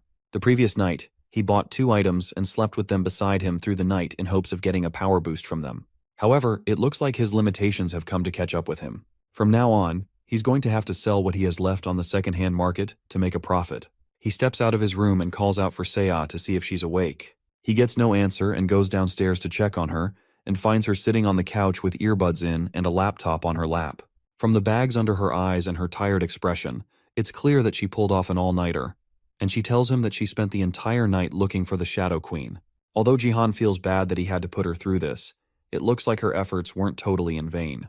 She shows him a clip from a channel called Another Species Fan Cam, which is a BattleTube channel that focuses on looking at the other species that appear to spectate their games. They use their gift called Scope, which allows them to zoom in with their streaming cameras. Thanks to them, Saya managed to find something interesting in the replay from the match that Jihan was in recently. Up in the spectator area, sitting in what seems to be specially made thrones, there are 2 elves that certainly meet the criteria for queens with their high-ranking appearance. One of these elves specifically is a dark elf who certainly looks like she holds some sort of royalty. Jihan agrees that there might actually be some truth in what she managed to find, but it's still too early to draw conclusions. For now, Saya decides that she's going to continue looking a bit more to see if she can find anything useful among other recordings. Jihan, on the other hand, is sure that a constellation wouldn't be found so easily. Saya assures him that she will continue looking through more videos, and even some from abroad starting the next day, and the way she speaks sounds almost professional. She even offers to edit some of his videos together for him to post to BattleTube. She knows how to make videos from when she watched her dad's videos for fun. The mention of her dad causes Jihan to freeze and think about him once more. He can't believe someone would really abandon their daughter like this for no real reason. Just 2 days earlier, during his conversation with Yunsik, the government official revealed that he might know the name of the woman that stole the Sword King away. Her name is Ito Shizuru, and she is the possessor of the SSS rank gift called A Woman of Matchless Beauty. It's possible that Yoon Sejin might have fallen for her skill, and that's also what the government thinks. This is a new development for even Jihan, but the crazy revelations don't stop there. Yunsik warns Jihan that the Woman of Matchless Beauty skill goes beyond just mind control and can even have the ability to mold a person's thoughts. Something similar has happened several times before where rising stars of Korea end up naturalizing to Japan. It's very possible that there are no limitations on using the gift, which means that she might appear at any time and try to bewitch another strong player. After that conversation, Jihan kept searching for more information about Ito Shizuru, but it's like the internet has been wiped clean of any trace of her. It's most likely that Japan is being careful while managing her. Because of that, Jihan can't find anything out right now, but if what Park Yunsik is saying is true, then Jihan has to try and be pretty careful as well. There's a chance that they have already started moving. Meanwhile, As he's thinking about this, a plane descends into a Korean airport, and on the wing, it's written that the plane belongs to the NEO Self-Defense Force. Eventually, time passes, and it's time for another major event in the small family's lives. Seo waits at the door for her uncle, who seems to be taking his sweet time preparing. If they waste any more time, they're going to end up being late. Eventually, Jihan finishes his preparations and comes out to meet her. His hair is slicked back and styled, and he's dressed in a fancy-looking suit. In this getup, he's definitely ready to meet their new guests. The two of them head into the elevator, and on the way down, Seo is visibly shaken. Jihan tells her to relax and not worry about anything, but Seo can't help being a little bit nervous. This is her first time making an official public appearance after her dad's incident. Jihan tells her that there's no need for them to care what others think, since they haven't done anything wrong. Eventually, they reach the lobby floor of the Sword Palace, and they are met with a large gathering of people. Almost as soon as they exit the elevator, they are met by Park Yoon-sik, who tells them that everything Jihan asked for is ready, so they can go in right away and start the procedure. Jihan thanks the advisor for his help and trusts him to take care of everything till the end of the event. This is the favor that Jihan had asked for back then when they were discussing the status of the Sword King and his assets. Jihan asked them to organize an auction of the Sword King's collection, where they would sell Yoon Sejin's beloved items and other possessions. The point of this entire auction is to lure Japan over, and Jihan also made sure to choose the specific items of the auction for that purpose too. The main item is Yoon Sejin's battle connector, and all the battle data stored within it. It's likely that if Japan shows up, that is definitely what they will try to take. Depending on the situation, the Sword King himself might step in to try and take the battle connector. No matter what he does though, the Korean citizens will be forced to face the reality that the Sword King is gone and most likely will not be coming back. Yoon-sik silently listens to Jihan's plan and notices that it's almost as if Jihan can see into the future. This is their last chance to change public opinion, and because of that, Jihan asks that they have the reporters pay special attention to the NEO Self-Defense Force table. As they walk towards the main lobby, some people barge into the building and try to call for Seo to stop. The bodyguards at the door stop them, and the group of people declare that they are Seo's family and they are related to her. These people are her aunts and uncles, and they are here to try and stop her from starting the auction and selling off the Sword King's precious items. They also don't try to hide the fact that they think Jihan forced her into doing all of this. They continue hurling insults at Jihan, but Seo steps up and stops them. After all, her aunts and uncles got kicked out from the Sword Palace in the first place for using her dad's name to defraud other people. She knows that the real reason they are here all of a sudden is because they want to take her dad's money now that he's gone. She knows what she's doing since all that her dad left is hers, and they have no right to argue over it with her. She knows that there's no point talking to them, and with nothing else to say, she turns and walks away from them, ordering the guards to kick them out as fast as possible. As the outsiders continue trying to fight their way in, Jihan compliments Seo on how cool she was just now. She really knows how to stand up for herself despite everything that she has been through. The three of them make it to the lobby hall where the auction will take place, and the area is already packed with news reporters as well as the people who are interested in the items. As soon as they walk through the doors, the reporters immediately start taking pictures of him and trying to ask him questions. They also bombard Seo with endless photographs and questions, not even giving them any time to answer. Jihan is tired of the constant barrage of questions and uses force to shatter the cameras and stop them from working. Now that the noise has finally stopped, Jihan reminds them that they are currently at an auction event, not a press conference. Then, with everyone finally nice and settled, he prepares to start the event. 3 items have been prepared to be given out for this event. The first is Yoon Sejin's BattleNet connector, which decreases the sense of pain by 99%. It also comes included with all the data saved by the connector. Finally, there is the analysis of battles made by Yoon Sejin himself, an analysis on East Asia's high-ranking players. The Sword King's data is very precious, and the analysis data is going to be really useful, especially since the Korea versus Japan match will be taking place soon. From the murmurs in the audience, Jihan can tell that no one would want to let go of any of these items. A high-end player's analysis data isn't something that you can get anywhere. As soon as he's done talking, someone raises their hand from the audience, and Jihan recognizes them immediately. He introduces himself as Takeda Kazuo, a recruitment manager of Japan's NEO Self-Defense Force. He immediately offers 5 billion yen for all the lots in the auction. On top of that, he also wants to request a private meeting with Jihan and Seo. His intentions are incredibly obvious, and he doesn't even try to hide what he really wants from this meeting. Jihan doesn't want to play those games and tells the man directly that if there is something he wants to say to them, then he can say it right there in front of everyone. With the recent events that have happened, this isn't really the time and place to accept private meetings. Takeda wipes the sweat from his brow nervously because of the way Jihan is glaring at him, Then he warns our MC that if he keeps acting so aggressively, then someone else might have to step in. Immediately, the bodyguard who was silently standing behind Takeda rushes forward in the blink of an eye and places her sword against Jihan's neck. Her name is Shadow, and although she's not comparable to the Sword King, she's still an amazing player. Their threats aren't even well disguised, but Jihan isn't fazed at all by this blatant copycat of Yoon Sejin. Everything afterwards happened in a flash. 1 second, Shadow's blade appeared in front of Jihan. The next moment, our MC punched her clean in the jaw, causing her to stagger backwards. She falters for a moment, but then her anger takes over, and she prepares to draw her sword, intent for a fight. But Jihan calmly places a hand on her shoulder and reminds her that the auction is being streamed live through his battle tube, worldwide. There's no way that she can swing her weapon while everyone is watching, but Takeda quickly calms the situation down with a laugh and a wave of his hand. Then he personally apologizes for his bodyguard's harshness and apologizes in her stead. But despite that, he still doubles down on his offer of 5 billion yen, and the money must also include the private meeting he asked for. But this time, he wants to hear a response to his offer from Seiya. After all, the Sword King's possessions belong to Seiya right now, so she's the real owner of this auction. He walks past Jihan and goes directly to Seiya, informing her that the private meeting is specifically for her. She should want to know where her father is, and Takeda promises that he will answer any questions she has about him. As Seiya struggles to give an answer, Takeda is completely sure that she will agree. There's no way she can reject this offer to talk to her own father. However, despite his cockiness, she blatantly declines his offer.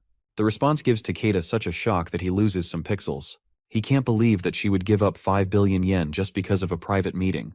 That's the equivalent of 50 billion won in Korean currency. As much as that would be great money, she understands that Jihan is right. They need to be careful because of the times, and if her father is only available for communication through money, the Seiya doesn't want to know anything about him. On top of that, Seiya is a minor, so she has to do what Jihan says at the end of the day. The rest of the audience sighs in relief since they thought that these high-value items would be sold to Japan. They can't let their guard down just yet though, and even though she rejected the meeting, the NEO Self-Defense Force can still offer an absurd amount of money. Takeda takes a small breath and accepts that they have rejected his offer for a meeting, but even if that's the case, he still bids the 5 billion yen for the items anyway. According to him, the private meeting was just an option that Takeda added personally, so there's no need for him to cancel the bid just because he was rejected. He was told to offer 5 billion from the start by the Sword King himself. On top of that, he also hands Seiya a letter from Yoon Sejin that he personally wrote for her. The letter is stamped with a seal from Ito Ryuhei, and just the sight of the new name makes Seiya sad. Then, as Seiya holds the letter, Takeda turns and asks the crowd of Korean BattleNet's concerned parties if they don't have enough money to compete with him. Jihan knows this man's tactics very well. After all, the NEO Self-Defense Forces recruitment manager is someone that was banned from entry into the US in Jihan's past life. He was suspiciously good at recruiting foreign players, and because of that, he was called Japan's Calamity. There's a high chance that he's deeply related to the player that uses the woman of matchless beauty skill. Jihan will need to be wary of him, but by the terms of the auction, since no one is able to compete with the price that has been set, then Jihan has no choice but to sign a contract with the man. The atmosphere is tense, and Japan took the items way too easily, almost as if they were promised them beforehand. This will definitely look bad in the media, and the other people start to wonder what the point of them coming here even was. At this point, Jihan just wants anything to happen. He needs a turning point to change the state of things. Suddenly, Seiya steps up to the microphone and starts to speak. She's reading the letter that Ryuhei sent her directly out to the public, as well as the thousands of people that Jihan is streaming to. He mentions how he heard about her wanting to give away the Sword Palace, and how disappointed he is in her. Then he says that the 5 billion yen is the last asset that he will give to her, and also serves as the end of their relationship as father and daughter. As she finishes reading the letter, she starts to cry, confirming that it really is from him because of his handwriting. Jihan looks away as his niece starts to cry on the stage. He heard that the woman of matchless beauty skill is a form of mental manipulation, which is above the mental conquest skill. This must be true for Yoon Sejin to turn away from his daughter so blindly. Jihan always hated the man, but he was at the very least a very good and dependable dad to Seiya. To think that Ryuhei would do something like this to his own daughter. Seiya stops crying and immediately tears the letter to shreds. Then she tells Takeda to relay a message to Ryuhei. She has received his assets well, and she is glad to cut off their relations. With that done, she starts to realize that ripping up the paper like this will only make trouble for the cleaners that will take care of the place later. Jihan tells her not to worry, and then uses his force skill to gather up all the paper, before using his fire skill to burn them all. Fire is an obvious mage skill, which makes everyone even more confused about what powers Jihan has. He is known to have a warrior-level combat skill, while also having the mana of a mage and the divine power of a support. Looking at this powerful man, Takeda can't help but think that he is someone that Japan needs to have on their side. Takeda is not the only one that notices Jihan's talent, though. Other recruiters that are also attending the event rush to pass their cards to Jihan, since they know that he is not in any guilds yet, and they eagerly want to recruit him. Jihan is suddenly overwhelmed by the number of people that call for his attention, and as he tries to fend them off, Seiya calls out for him from behind. He originally wants to tell her that he will catch up with her later, but then he notices that she looks sick. Then she starts to stagger and falls to the floor, unconscious. Jihan immediately leaves the lobby area and rushes towards Seiya. As he holds her frantically in his arms, she eventually wakes up and weakly calls out to him. He tells her that she should hold on while he gets ready to take her to the hospital, but she pulls him closer and whispers in his ear that she's actually faking right now. She thought he was struggling in the crowd, so she decided to put on an act. The guards successfully hold off the recruiters as Jihan tends to say on the stage. Now that he knows that she is all right, he can breathe a sigh of relief, but that isn't the same for the people still watching the live broadcast. They watch as Jihan struggles over Seiya and blame this entire thing on Ito Ryuhei, who caused her so much stress with such a heartless letter. Now that he has an excuse to leave, Jihan immediately ends the event, using his niece's health as an excuse to leave. Then he helps her stand up and she confirms that she wants to go back to the penthouse and rest. As they are walking away, Takeda still tries to reach out to him, offering his card, and asking if they can be properly introduced later. Jihan doesn't even look at the card, and uses force to grab it from the man's hand and rip it to pieces right above him. That's Jihan's response to any meeting with Takeda, and it's not changing. The recruitment leader of the fourth greatest guild in the world just got rejected by a Korean bronze player. There's no way that Takeda isn't incredibly pissed off. He would be anyway if he wasn't a creep. The man puts on a weird-looking smile and rearranges his tie as he realizes that Jihan really does have true power, a power that can rip a business card out of his hands and tear it to shreds in an instant. He's definitely worth recruiting to Korea just for that one power alone. Yet, he's still a bronze player, which means that he is a rising star that will become even greater in the future. Takeda is even more determined to get Jihan over to his side no matter what. Meanwhile, in the corridor towards the elevator, Seiya and her uncle exchange a high five for an acting performance well done. As they continue to chat through the lobby corridor, Jihan unexpectedly gets a donation from someone. Based on the message under the donation, it looks like the sponsor is Takeda, who went out of his way to donate to Jihan even though he turned off the broadcast. The way he talks is also way too creepy to say and Jihan even considers blocking the man despite the generous donation that he received from him. Their conversation is interrupted by a voice calling out to both Jihan and Seiya. It's Haeyeon and her bodyguard Gyeong.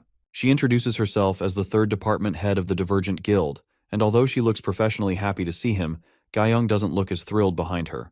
She apologizes for coming to see him all of a sudden despite the circumstances. Jihan tells her that she's not supposed to have been able to get in unless she is directly involved with them, but she still somehow managed to sneak her way through security. Jihan also notices that her voice seems oddly familiar, almost as if he has met her before. Haeyeon explains that she has deep ties with South Korea's BattleNet department, so it's her connections that helped her find her way into this place. She has a lot of confidence in herself, and her attitude almost comes across as shameless. Jihan is sure that he has met someone with that kind of behavior before. As she continues to talk, he finally remembers exactly where he has seen her. She is an old friend from his past life who always wore a mask. Seiya notices the stunned expression on Jihan's face and assumes that it is because he has fallen for this new arrival. Jihan, on the other hand, needs to test a theory of his. He quotes something that he has heard from her before in his past life just to make sure. The world is full of possibility. It is difficult to ignore that. This is a quote from the great writer Dostoevsky, known for his gambling addiction. He asks her directly if she likes this quote. Gyeong steps in front of Haeyeon protectively and demands to know who exactly Jihan is. Haeyeon's gambling fever is a secret only known to a few people, so an outsider is not supposed to know about it. That is the last bit of confirmation that Jihan needed. This definitely means that Haeyeon is American First's manager, Zero. Zero in his past life was the only other Korean in the guild than him, and she was someone he knew specifically for her love of drinking and gambling. Despite that though, she rose to the second-string guildmaster due to her voice ability. This voice ability was originally a skill that can only give experience buffs, but after the tutorial ended, the growth scope of gift rankings and stats as well as other aspects of the game spread quickly. The voice ability became a highly valuable ability, and the person who was the strongest among the voice users was Zero. In the present though, Zero, now just Lee Haeyeon, can't help but cringe in pain as her gambling addiction is revealed to these strangers. The Divergent Guild somehow managed to recruit both the Plum Blossom and Zero. That is quite an impressive roster for them to have even in just the tutorial. Jihan quickly covers up his knowledge of her gambling side by telling them that he saw her in one of his live broadcasts before. He tells them that the chat she sent was memorable, and that's why he had to ask. Then he apologizes for surprising them. Hyen clears her throat, hoping to move on from this embarrassing conversation as quickly as possible. As they continue talking, Jihan can't help but smile at her antics, and that only further convinces Se-ah that he must like her.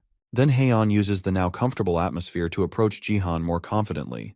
She tells him that she has a feeling that they will be seeing each other more often, then pulls out her phone and offers it to him. Her goal is clear. She wants to invite him to the Divergent Guild, and she hopes that the two of them can meet again privately. Se-ah can't stop herself from squealing at the new development. It looks like she's about to get a new aunt out of nowhere. Even Hyeon believes that she made a lasting impact on Jihan from how she acted, and she glances at Gyeong, who was famously rejected by Jihan in the past. That act would all have been perfect, if not for the fact that Jihan still can't remember what his number is. He turns and asks Se-ah if she can give out her number instead, but Se-ah misreads it and thinks that Jihan is just playing hard to get instead. That's not the case. But she falsely believes that Jihan has some kind of big plan and decides to help him out by pretending to be dizzy and sick again. After noticing that she must want to head back, Jihan apologizes to them and asks Hyeon for her business card instead so he can contact her later.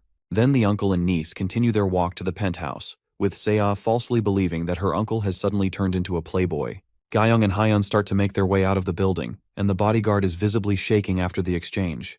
Hyeon tells Gyeong to stop holding it and just laugh, since she's about to get really pissed off. As Jihan and Se-ah take the elevator back to the penthouse, Se-ah points out that she never expected her uncle to wear her dad's clothes. Jihan can't help it though, since his own clothes don't fit anymore. Besides, it's not like the clothes did anything wrong. The man is the problem, and as long as it looks good on him, then it's fine. Then she asks him about what he did earlier, telling a pretty woman that he forgot his phone number. Jihan has no idea what she's talking about and seems genuinely confused as Se-ah scolds him for pretending to forget his number. But then Jihan tells her that he really doesn't know his phone number and he wasn't playing hard to get. Later on, it's time for another mission to start, and this one is yet another tower defense mission. Just like before, the goal is to guard the crystal and survive the zombie mob. Jihan isn't mentally ready for this mission since he spent so long trying to comfort Se-ah after she realized that she accidentally interrupted her uncle's chance of getting a relationship. She wrongly assumed that Jihan likes Lee Haeon, when he feels nothing romantic towards a gambler like that. Regardless of what he feels towards her though, he never thought he would zero again like this. Back in his past life, they formed a close friendship because they both came from the same country. On their off days, they also bet on sports to pass the time. Zero was very obsessed with bets, and would keep going even if she lost multiple times in a row. It was during their close times together that he heard her use the quote, "she seems so fond of." She also had a facial scar that she refused to erase because she called it a price to pay for making a deal with the devil. They also had a lot in common despite being just refugees, and it caused them to become friends. The biggest thing they have in common was guilt, self-hatred, and regret of failing to protect the people they loved. Jihan bows his head down as painful memories come flooding back to his head, but the flood of comments into his stream snap him back to reality. They also notice the large sword in his hand, which has to be the first normal weapon he has brought to a mission since he started coming into the battle net. This weapon is the C-rank Urk Pontiff's horse-slaying sword, and despite being C-rank, Jihan managed to get it for unexpectedly cheap. Now that he's holding it though, he can see the reason why it's so cheap. It's way too big and heavy for most people to handle, but for him, it's pretty easy for him to use. He swings the sword to get more comfortable with it, and his viewers are obviously in awe at his obvious combat ability. They ask him to show them his status window so they can finally see what his class and stats are. It looks like he has a lot of people watching, so they are starting to request more things. Right now, he already has 12,000 live viewers. Jihan isn't sure he wants to show his status window to the public right now, but he can't ignore them since they are regulars. He decides to be straightforward about it since so many people are curious, and he turns on his mic to talk to them directly. He tells them that he will reveal his status window if they can get his channel to reach 200,000 subscribers. That's a high feat to accomplish since he only has 10,000 right now, but he promises them that he will do it once he reaches 200,000. But then, to make the deal more interesting, he adds one more condition to it, so that they won't complain about it too much. He tells them that if he fails to get first place in any game from now on, then he will reveal his status window as soon as he loses. The deal has the intended effect, and now everyone seems a lot more interested in the challenge than before. They all think that Jihan's game will be over as soon as he gets matched with a troll.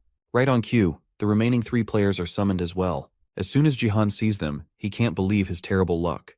Of all the people to get, he had to get the 3 worst possible people he could be paired with, all at once.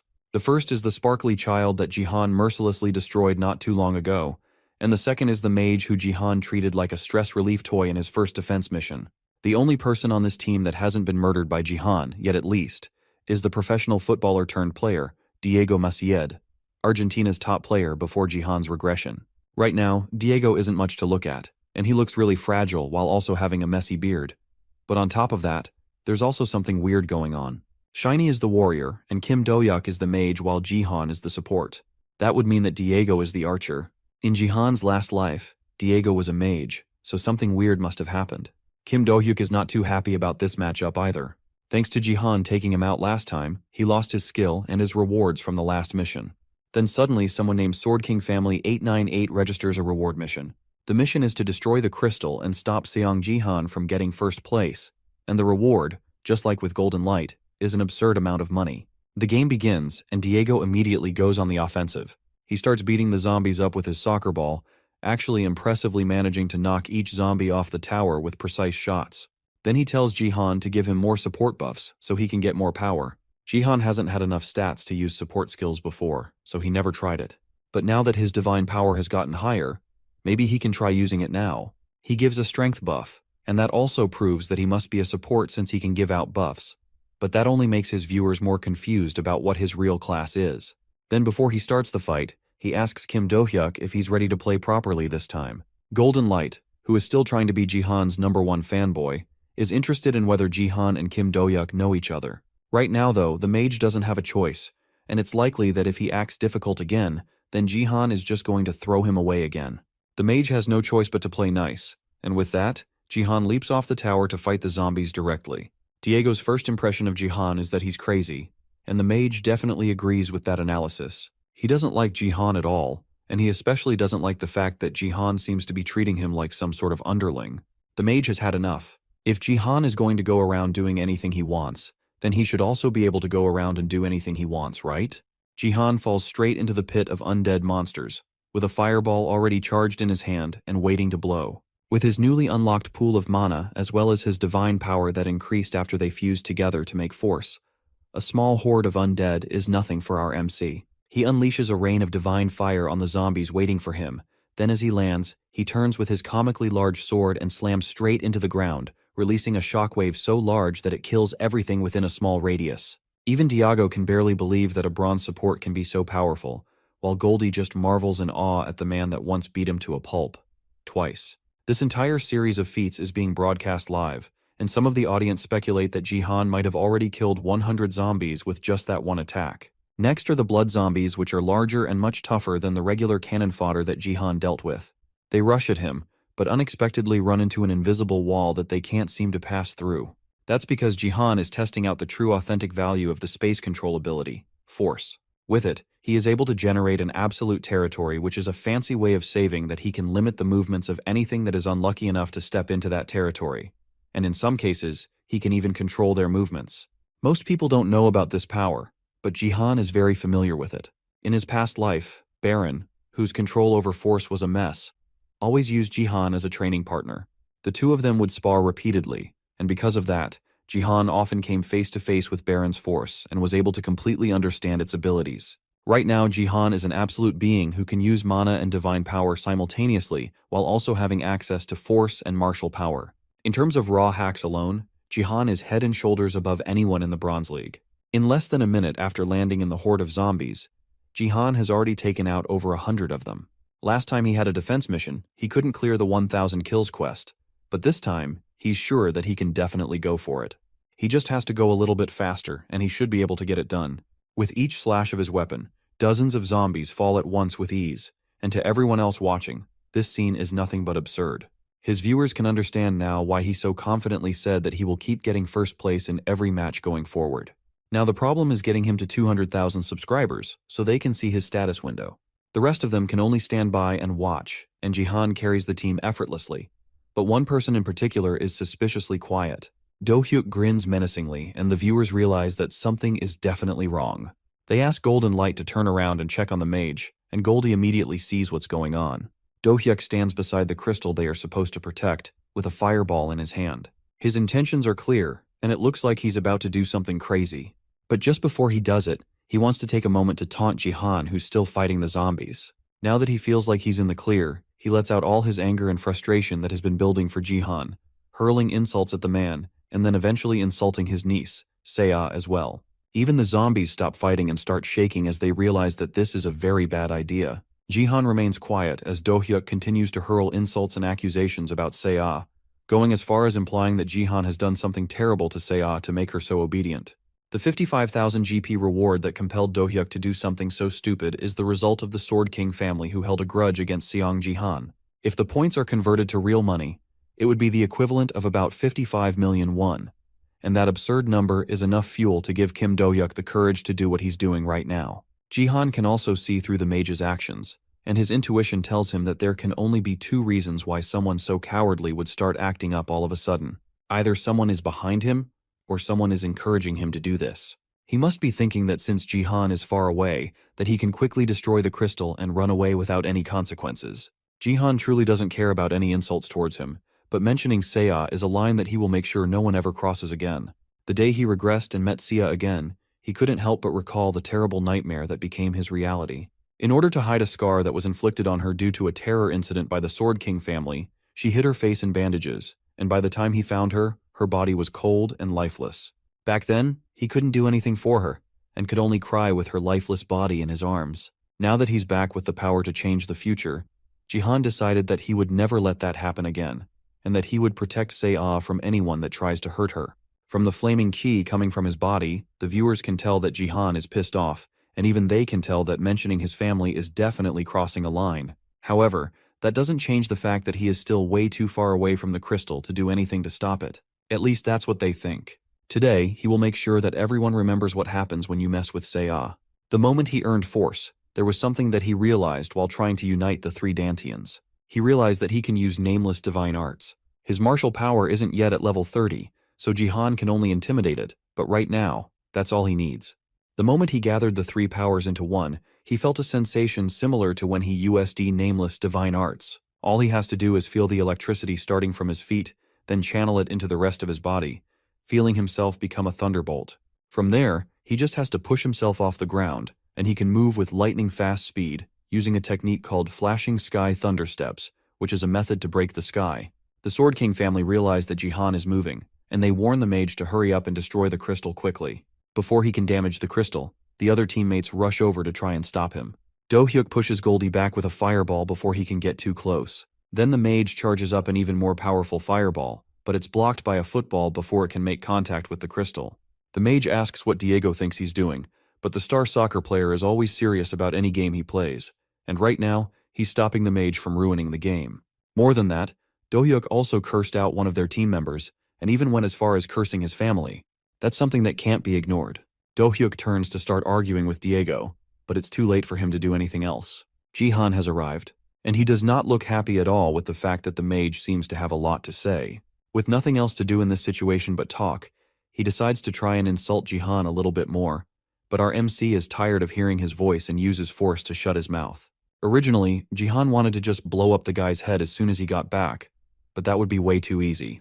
Instead, he wants to dish out a little punishment first before letting him off. Every player has their pain filtered through a connector, and even if Jihan kills the mage, the only penalty is that he will go down by a level. So instead, Jihan will dish out damage so brutal that the mage will think twice before daring to do something like this again. Do-hyuk smiles in relief since he knows that there is nothing that Jihan can do to inflict pain as long as he is logged in through his connector. On top of that, he has already lost all his skills, so there's nothing more for Do-hyuk to lose. At least that's what he thinks, until Jihan places a hand on the man's shoulder, and he starts to feel unimaginable pain. The man screams in pain, and Jihan tells him to calm down, because things are just getting started for the two of them. The man's screams continue to echo through the entire game map, and whatever Jihan is doing is causing him unimaginable pain. The other two watch Jihan's cruelty in action, but they can't figure out why the mage is feeling so much pain. Usually, the battle connector should make it so that nothing hurts enough to make a person go close like that. But Diego quickly figures it out. As Jihan is breaking down the mage's body, he is also giving continuous healing with one hand. That allows Jihan to exploit a bug in the system where if a support keeps using recovery skills on an ally that is taking DOT damage from things like poison or burns, then an overload effect occurs. And during this time, a player can feel 100% of all the damage that the connector misses. Whatever Jihan is doing, it looks seriously painful, and Sparkly can only wonder what kind of skill Jihan is using to induce so much pain. What Jihan is doing is using his force to rip muscles and fracture bones. Only a few martial artists among those skilled in martial arts can use this skill. It sends an unknown energy into a target's body that destroys them from the inside. Do-hyuk can't understand what's happening since his connector should be filtering out all the pain. But for him, it feels like his entire body is being stabbed with needles and shaken around. He doesn't want to continue feeling this pain, and instead, he starts begging Jihan to kill him instead. Jihan wastes no time and obliges to the mage's request, slicing his head off with one clean hit. But as soon as the player dies, Jihan starts looking for the revival location. As soon as he revives again, Jihan continues the punishment, and this time the pain is so intense that Do-hyuk dies from shock. At this point, things have been going on for so long that his viewers are starting to become uncomfortable watching. When Do-hyuk revives again, he doesn't waste time and immediately starts begging for his life as Jihan starts walking towards him. Things have gone on for far too long now, and Sia has to step in to stop her uncle from doing something drastic. If he continues being excessive with this punishment, then he's going to end up losing all his subscribers. For now, he should stop with this anger and focus on the game instead. Jihan isn't satisfied with the torture just yet, but for Sea's sake, he will stop here. It's still an era of peace, and what he has done should be enough to set an example for anyone else that wants to push his limits. Before he puts the mage out of his misery though, Jihan has to know who sent him on such a foolish quest. The mage doesn't waste any time and reveals that the person who sponsored him to do this is someone with the username Sword King Family 898. The Sword King family kept sponsoring him over and over, and because of that, he got lost in the money and ended up acting stupidly. As much as that tracks with what he knows about the Sword King family, it's unlikely that one person was able to bet as much as 50,000 GP. That makes it more likely that it isn't one person, but an entire organization that did this. Now that he has the answers he needs, he grabs the mage by his collar and tells him to be thankful that Seiya stopped him from going further. Then as Jihan tosses him into the sky towards his death, the mage screams out his thanks to Seiya for stopping the torture. With that, Kim Do-hyuk has died for the last time and been eliminated from the game. For his splendid torture and the top-class throw of a troll, Golden Light and Diego both give Jihan 10 points each. Now that the trash has been taken out, Jihan has to go down and take out more zombies. From his memory, he remembers killing at least 920 zombies. He should easily be able to kill 80 more in the blink of an eye. However, when he opens his status window to check what's left, he has already cleared the linked quest. That's because of the thunder from his flashing sky thunder steps. The electricity from taking off supercharged the ground and zapped surrounding zombies, causing him to kill enough to clear the quest. If anything, this happened because he failed to control it, and the dispersed power exploded which caused this to happen. He didn't use the power of nameless divine arts, and only used the 3 Dantians, so his execution wasn't perfect. However, the results were good, so he can't really complain. For now, he just needs to train more and get a better grasp over his skills. Goldie tries to buddy up with Jihan and asks if he's going down again, so that they can fight together. But our MC ignores him completely and goes to meet Diego. He thanks the soccer star for helping to protect the crystal while he made his way over to it, and even offers to meet with the man later so he can be properly repaid. On top of that, he also has a lot that he wants to discuss with the man as well. Their friendly chat is cut short though by a sudden earthquake. It feels like something is trying to break through the earth, and nothing like this has ever happened before. Goldie notices that it feels like something is about to explode, and Diego notices something emerging in the distance. It looks like a giant hand with a mouth breaking through the ground. This is a completely new monster that even Jihan has never seen before, and it looks incredibly ominous. The zombies seem to have newfound vigor now that this monster has shown up, and things look like they are about to get crazy. As the zombies start charging towards them, the monster hand roars, and the sound even causes Jihan to freeze. However, it doesn't look like the zombies are being charged up by the hand. Instead, it looks like the monster is chewing up and eating the zombies. Then the mushed up undead in its mouth is turned into a living goop that falls to the floor and grows into a completely new monster that isn't even supposed to show up in a bronze map. It's a flesh golem, and it's a monster that usually only shows up in gold maps or higher. It looks like the evil beast is creating these new monsters by dismantling their physical bodies and recombining it. Jihan wonders if this is because of the linked quest, and he opens his status window to check. The link quest Zombie Origin 1 has been changed to Zombie Origin 2, and now his next quest is to deal with the flesh golem without the help of the crystal. Jihan doesn't understand what it means by "without the help of the crystal," but before he can even figure it out, he gets a system notification informing him that he has received a bonus mission. The other players have also received this quest, and they are just as confused as Jihan is about the whole thing. They can't even imagine having to fight this massive creature, but the system has clearly given them an objective to defeat it. It also names the massive beast as the Disciple of Destruction called Black Hand. They also unlock the blessing of the crystal, which allows them to lessen the gap in strength enough for them to have a chance to fight back. Even Goldie, who is as strong as a Gold League player, isn't sure that they can win this battle. In fact, he tells Jihan that even gold-level people like him struggle with these sorts of quests. It's definitely not a mission that they are expected to complete. Otherwise, they wouldn't offer such rewards. The system is offering him 10,000 achievement points, as well as a crystal fragment. It's rare for the system to offer him a reward that isn't just achievement points, which means that this is at least an epic quest. Goldie resigns himself to his fate, and then tells Jihan that he should receive the crystal blessing first, but our MC refuses. Then he picks up his sword and prepares to launch towards the flesh golem that is already aiming for their crystal. A flesh golem is an undead monster with incredible vitality. You can only defeat one by destroying the core at the center of its body. However, even that is difficult since it has a huge body and crystal fragments are stuck all throughout it. Above all, even at gold level, the Fleas Golem is a boss-level monster. And even if Jihan has surpassed the strength of a bronze-level player, this isn't a situation that can be dealt with easily.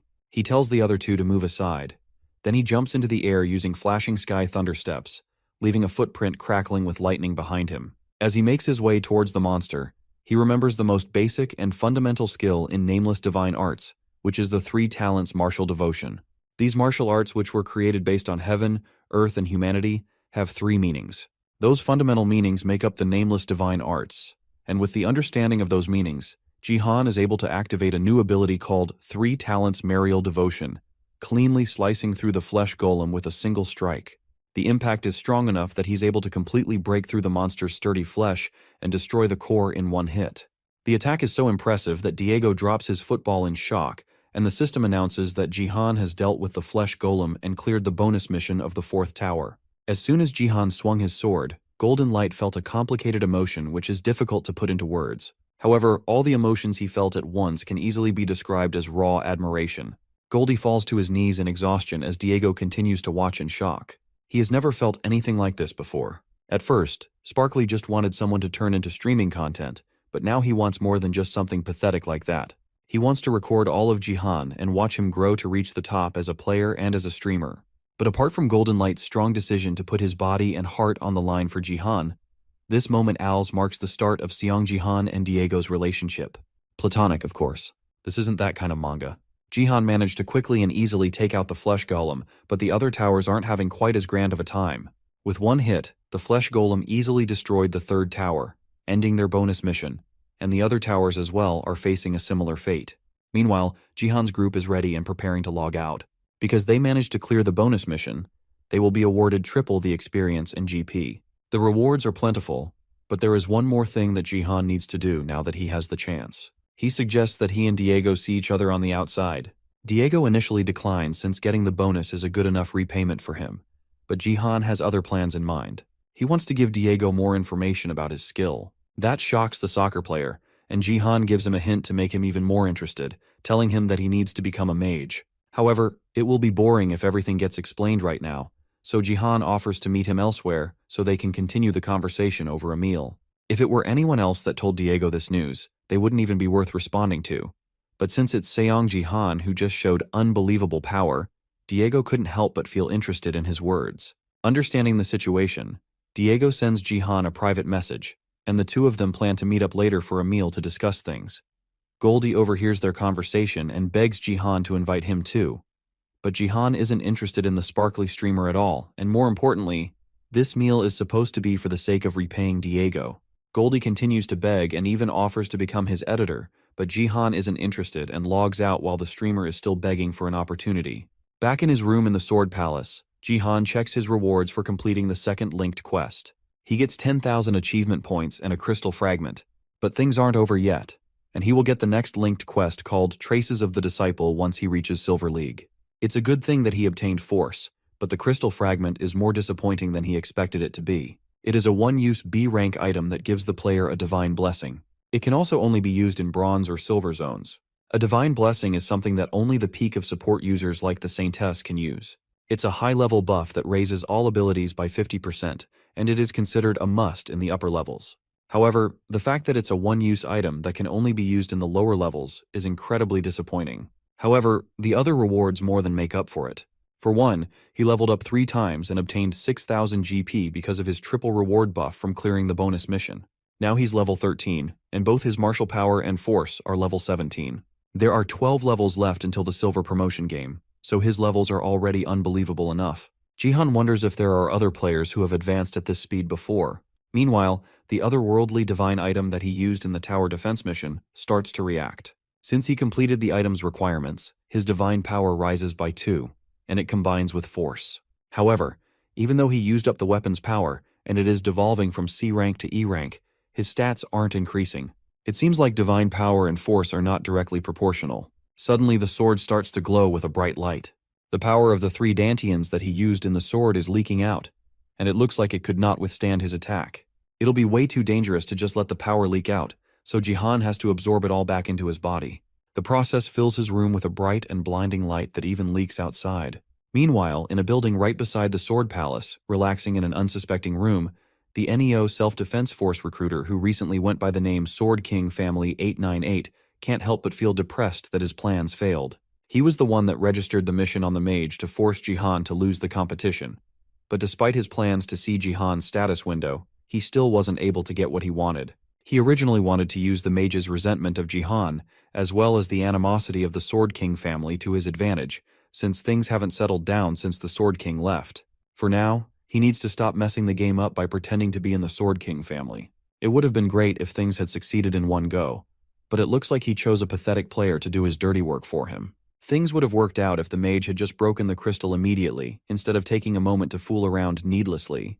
At the rate things are going, he might end up losing his opportunity to bring Jihan over to Japan. As the recruitment manager of the NEO Self-Defense Force, Takeda Kazuo realized immediately that Jihan is a talented player, and he needs to recruit him using his long experience of recruiting talented players. However, his superiors in the company would only move and make decisions after clear information and evidence has been presented.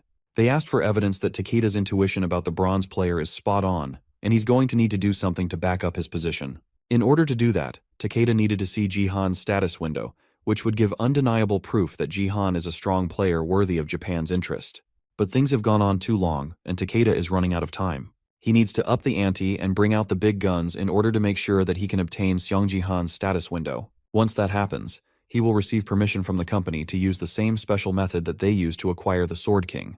Back with Jihan, he somehow managed to absorb the overflowing power from the sword, and even raised his divine power by 1 level. This time, though, his force level actually increased. From this, he can tell that every 3 levels of divine power means 1 level for force. Additionally, since his martial power is connected to force, it also increased by 1 point, bringing both to level 18.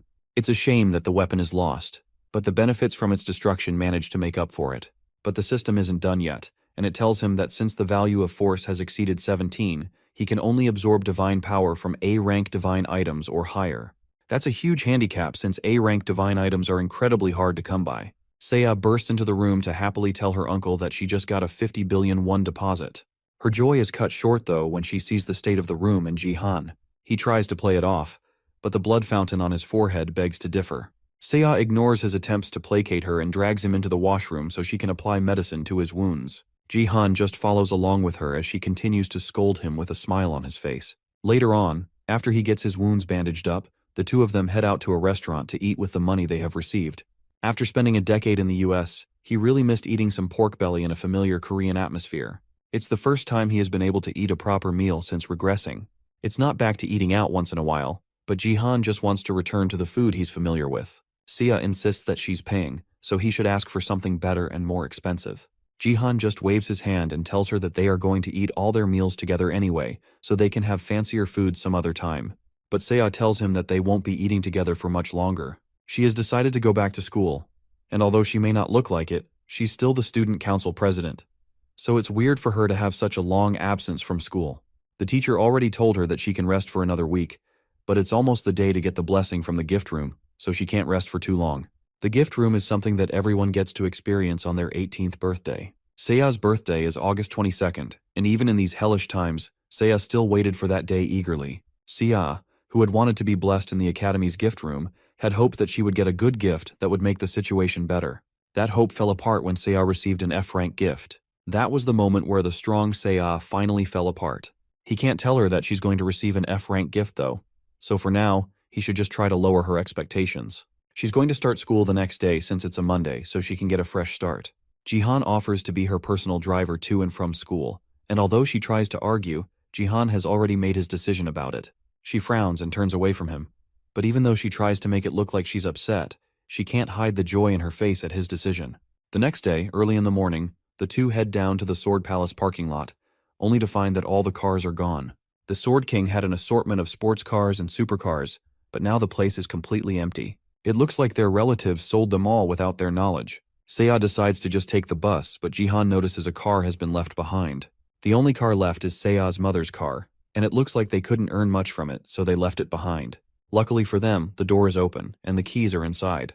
Despite its old and beat-up appearance, the car still manages to start up. Sea panics a little bit at the fact that they are going in that car, and Jihan thinks that she's embarrassed to be seen in such an old car, but she tells him that she's actually worried. He asks her what she's worried about, but gets her answer when they arrive at the school and are told to move by a tall, angry-looking bald man. They are in Gangnam-gu Battle.net Academy, which is where Sea studies, and in the parking lot, it looks like this man is trying to pick a fight with them simply because Jihan is driving a cheap car. He tries to tell them to move and even calls Jihan a beggar, causing our MC to calmly exit the car and tell the man to watch his tongue. The other people around them quickly recognize Jihan as the Bronze Killer, and they immediately take out their phones to record the interaction so they can stream it on the internet. Elsewhere, in the Divergent Guild headquarters, Hyeon immediately gets up and tells Gayoung to follow her as soon as she sees the video and knows where Jihan is. This time, she's going to make sure that Jihan won't look down on her anymore. Back with Jihan, the man continues to provoke Jihan and then eventually draws his fist back to attack. Jihan doesn't make any attempts to block, and instead uses force to stop the fist before it can connect with his face. Then before the man can speak, Jihan shuts his mouth and slams him to the ground in a kneeling position.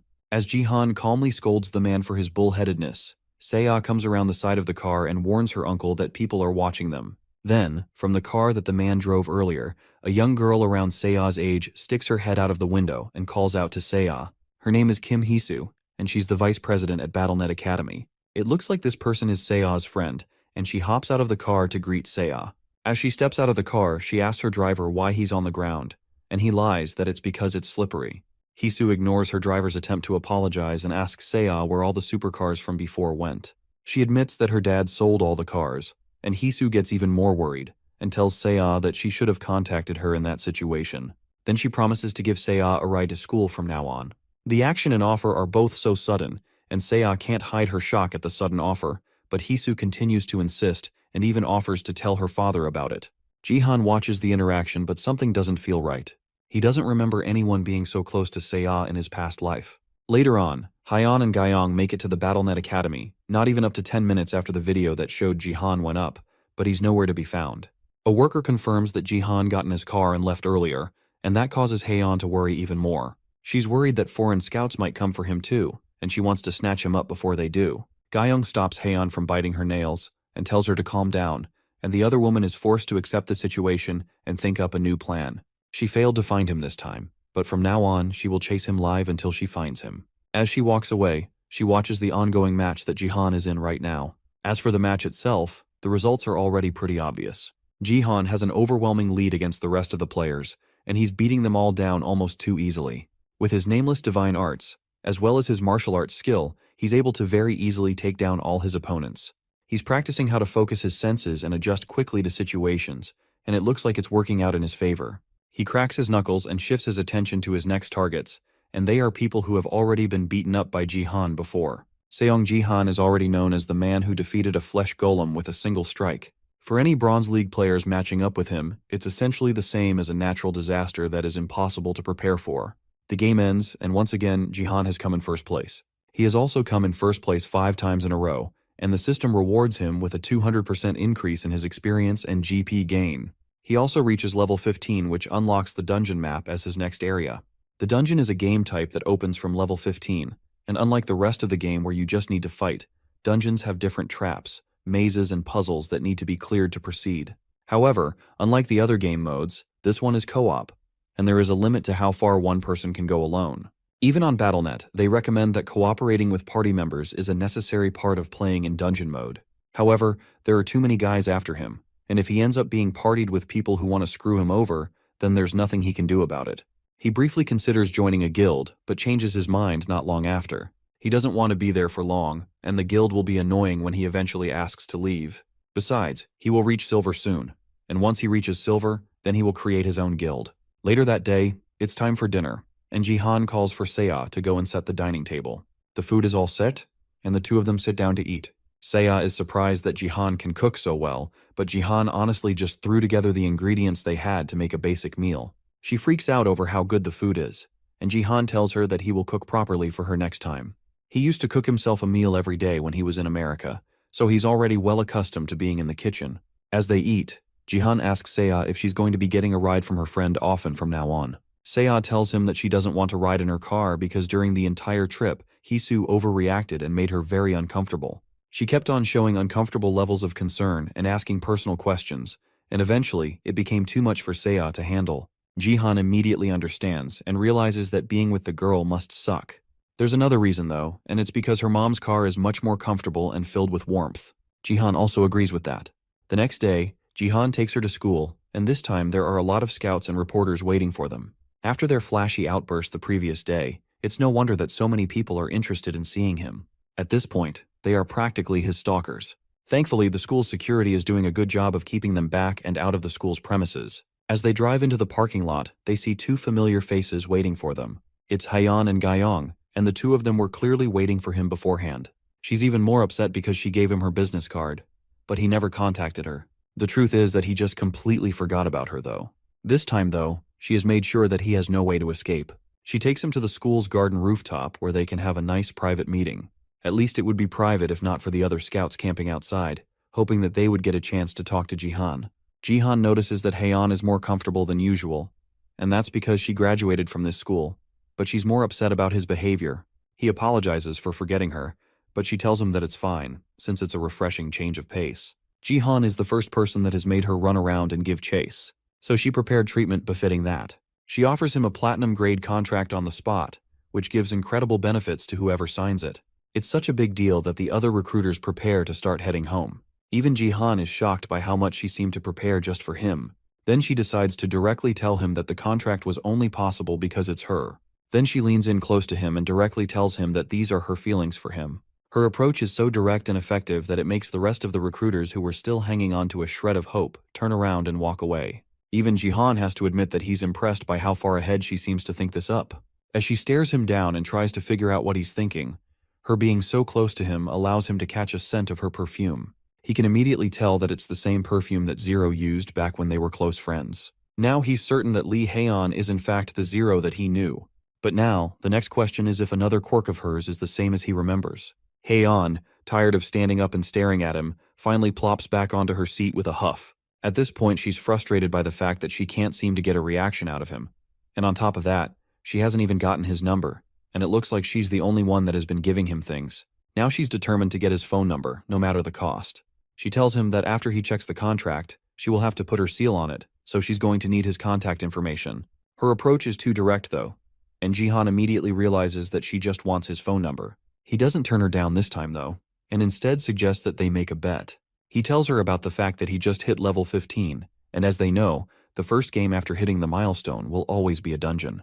Haeon can barely believe that Jihan has reached level 15.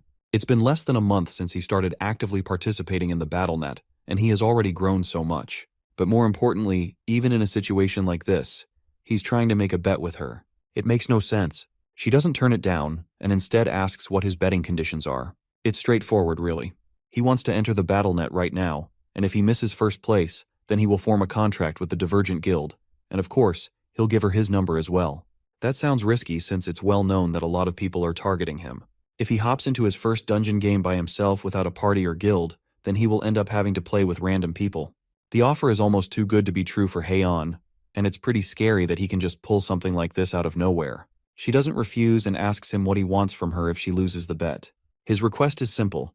It's the last piece of the puzzle that he needs to confirm Haeyeon's identity. He tells her that he wants to see her status screen. Once he sees it, he can finally check if she has the same gift of nurturing as Zero. At this time, the nurturing gift was just an experience buff, which makes it an embarrassing gift to show others, and seeing her reaction pretty much confirms his suspicions, but he needs to check things with his own eyes and make sure that his intuition is correct.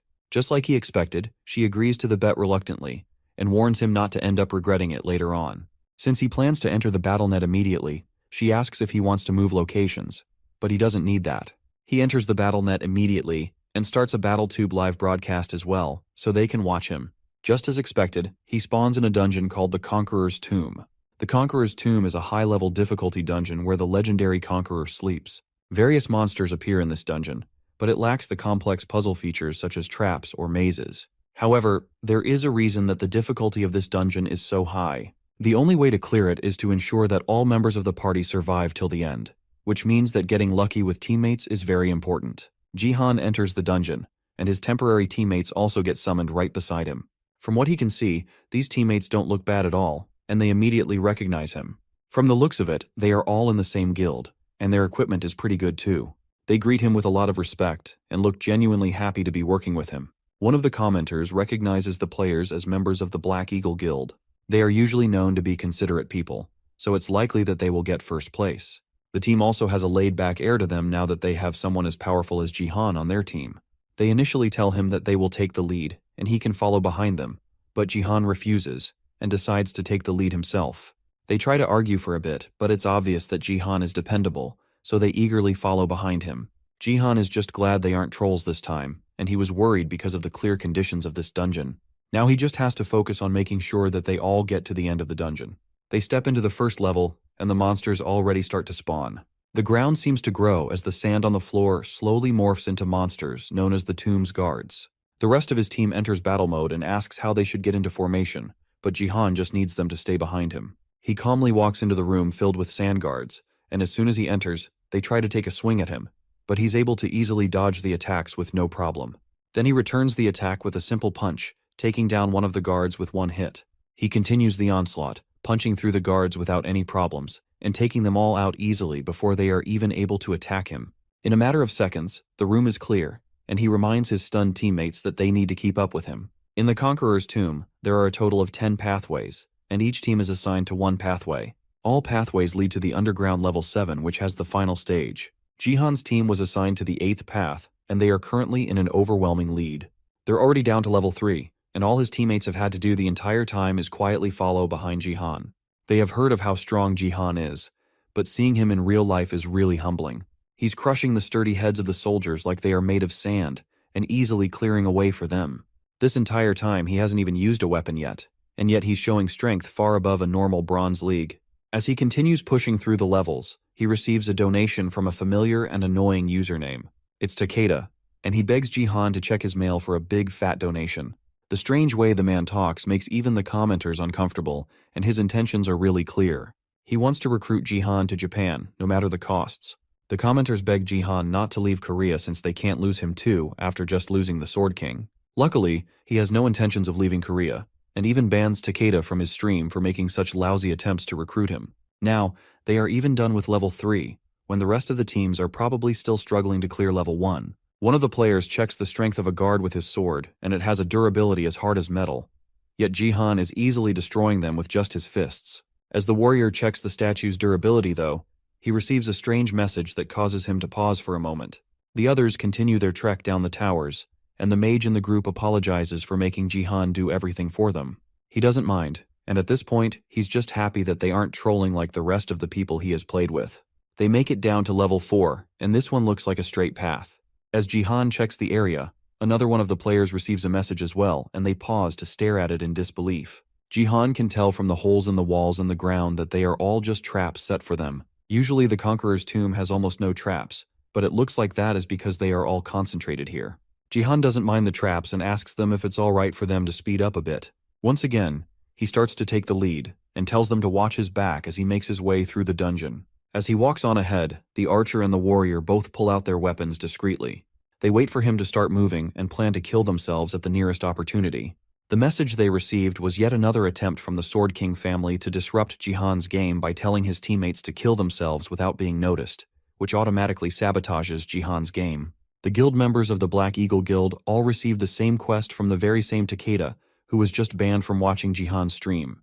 Originally, the recruiter wanted to avoid using this method, but at this point, all he can use is money to try and get his way. Now that the stage has been set, the question is what Jihan will do to prevent his inevitable loss when there are several people that have been bought out to make sure he loses. On top of that, these people won't make it obvious, which means that the moment he takes off, he will fail immediately. There are no exceptions, and Takeda is sure to win. That is, unless a certain golden lad decides to step in and tip Jihan off in advance. Jihan and the mage rush through the trap-filled room, and immediately, the traps activate, sending several arrows flying towards them. The mage tries to prepare a spell to get rid of the arrows, but Jihan already has a plan to stop them. He activates his absolute territory, and the arrows freeze in midair. The mage excitedly turns to ask his teammates if they can also see what's going on, and that's when he notices the two of them turning their weapons on themselves. The mage calls for them to stop what they are doing, and that's enough of a warning for Jihan to turn and notice what they are trying to do. He activates his flashing sky thundersteps in the split second that the guys are confused from having been caught, and thanks to it, he's fast enough to stop them from doing anything drastic, and knocks their weapons out of their hands. Then he uses force to bind them to the ground, stopping their movements entirely. The mage runs back in from the trap room to check if Jihan and his guildmates are all right. In their panic, they both reveal the fact that they got a suicide mission from someone. If one of them kills themselves, then the game ends immediately for them. The mage takes a moment to apologize to Jihan for the actions of his guild members, but our MC is just relieved that he made it in time to stop them from doing something stupid. But he knows that things aren't over just yet. He uses his force ability to move the mage's hand right as a beam of light shoots out of it, narrowly stopping the mage from killing himself as well. The Black Eagle Guild all receive the same suicide quest, and the mage yells in anger and asks Jihan how he knew that they all received the quest. After all, there's nothing that they did to make him suspect them. The person who alerted Jihan of his corrupted teammates was none other than Golden Light himself, who paid Jihan's absurdly high donation fee just to make sure that Jihan knows that his teammates have been bribed. Thanks to the fact that he's a die-hard fan, Goldie had been watching the broadcast in real time, and he noticed that the other members all seemed to receive a strange message one by one. That's when he noticed the mission given out by Sword King Family 989 with an incredibly high reward of 1 billion won. So he had to make sure to tell Jihan, even though the donation message starts from 10 million won. But Jihan is more focused on how strange this event seems to be. Regardless of the grudge that the Sword King family has against him, spending 1 billion won on one mission is just insane.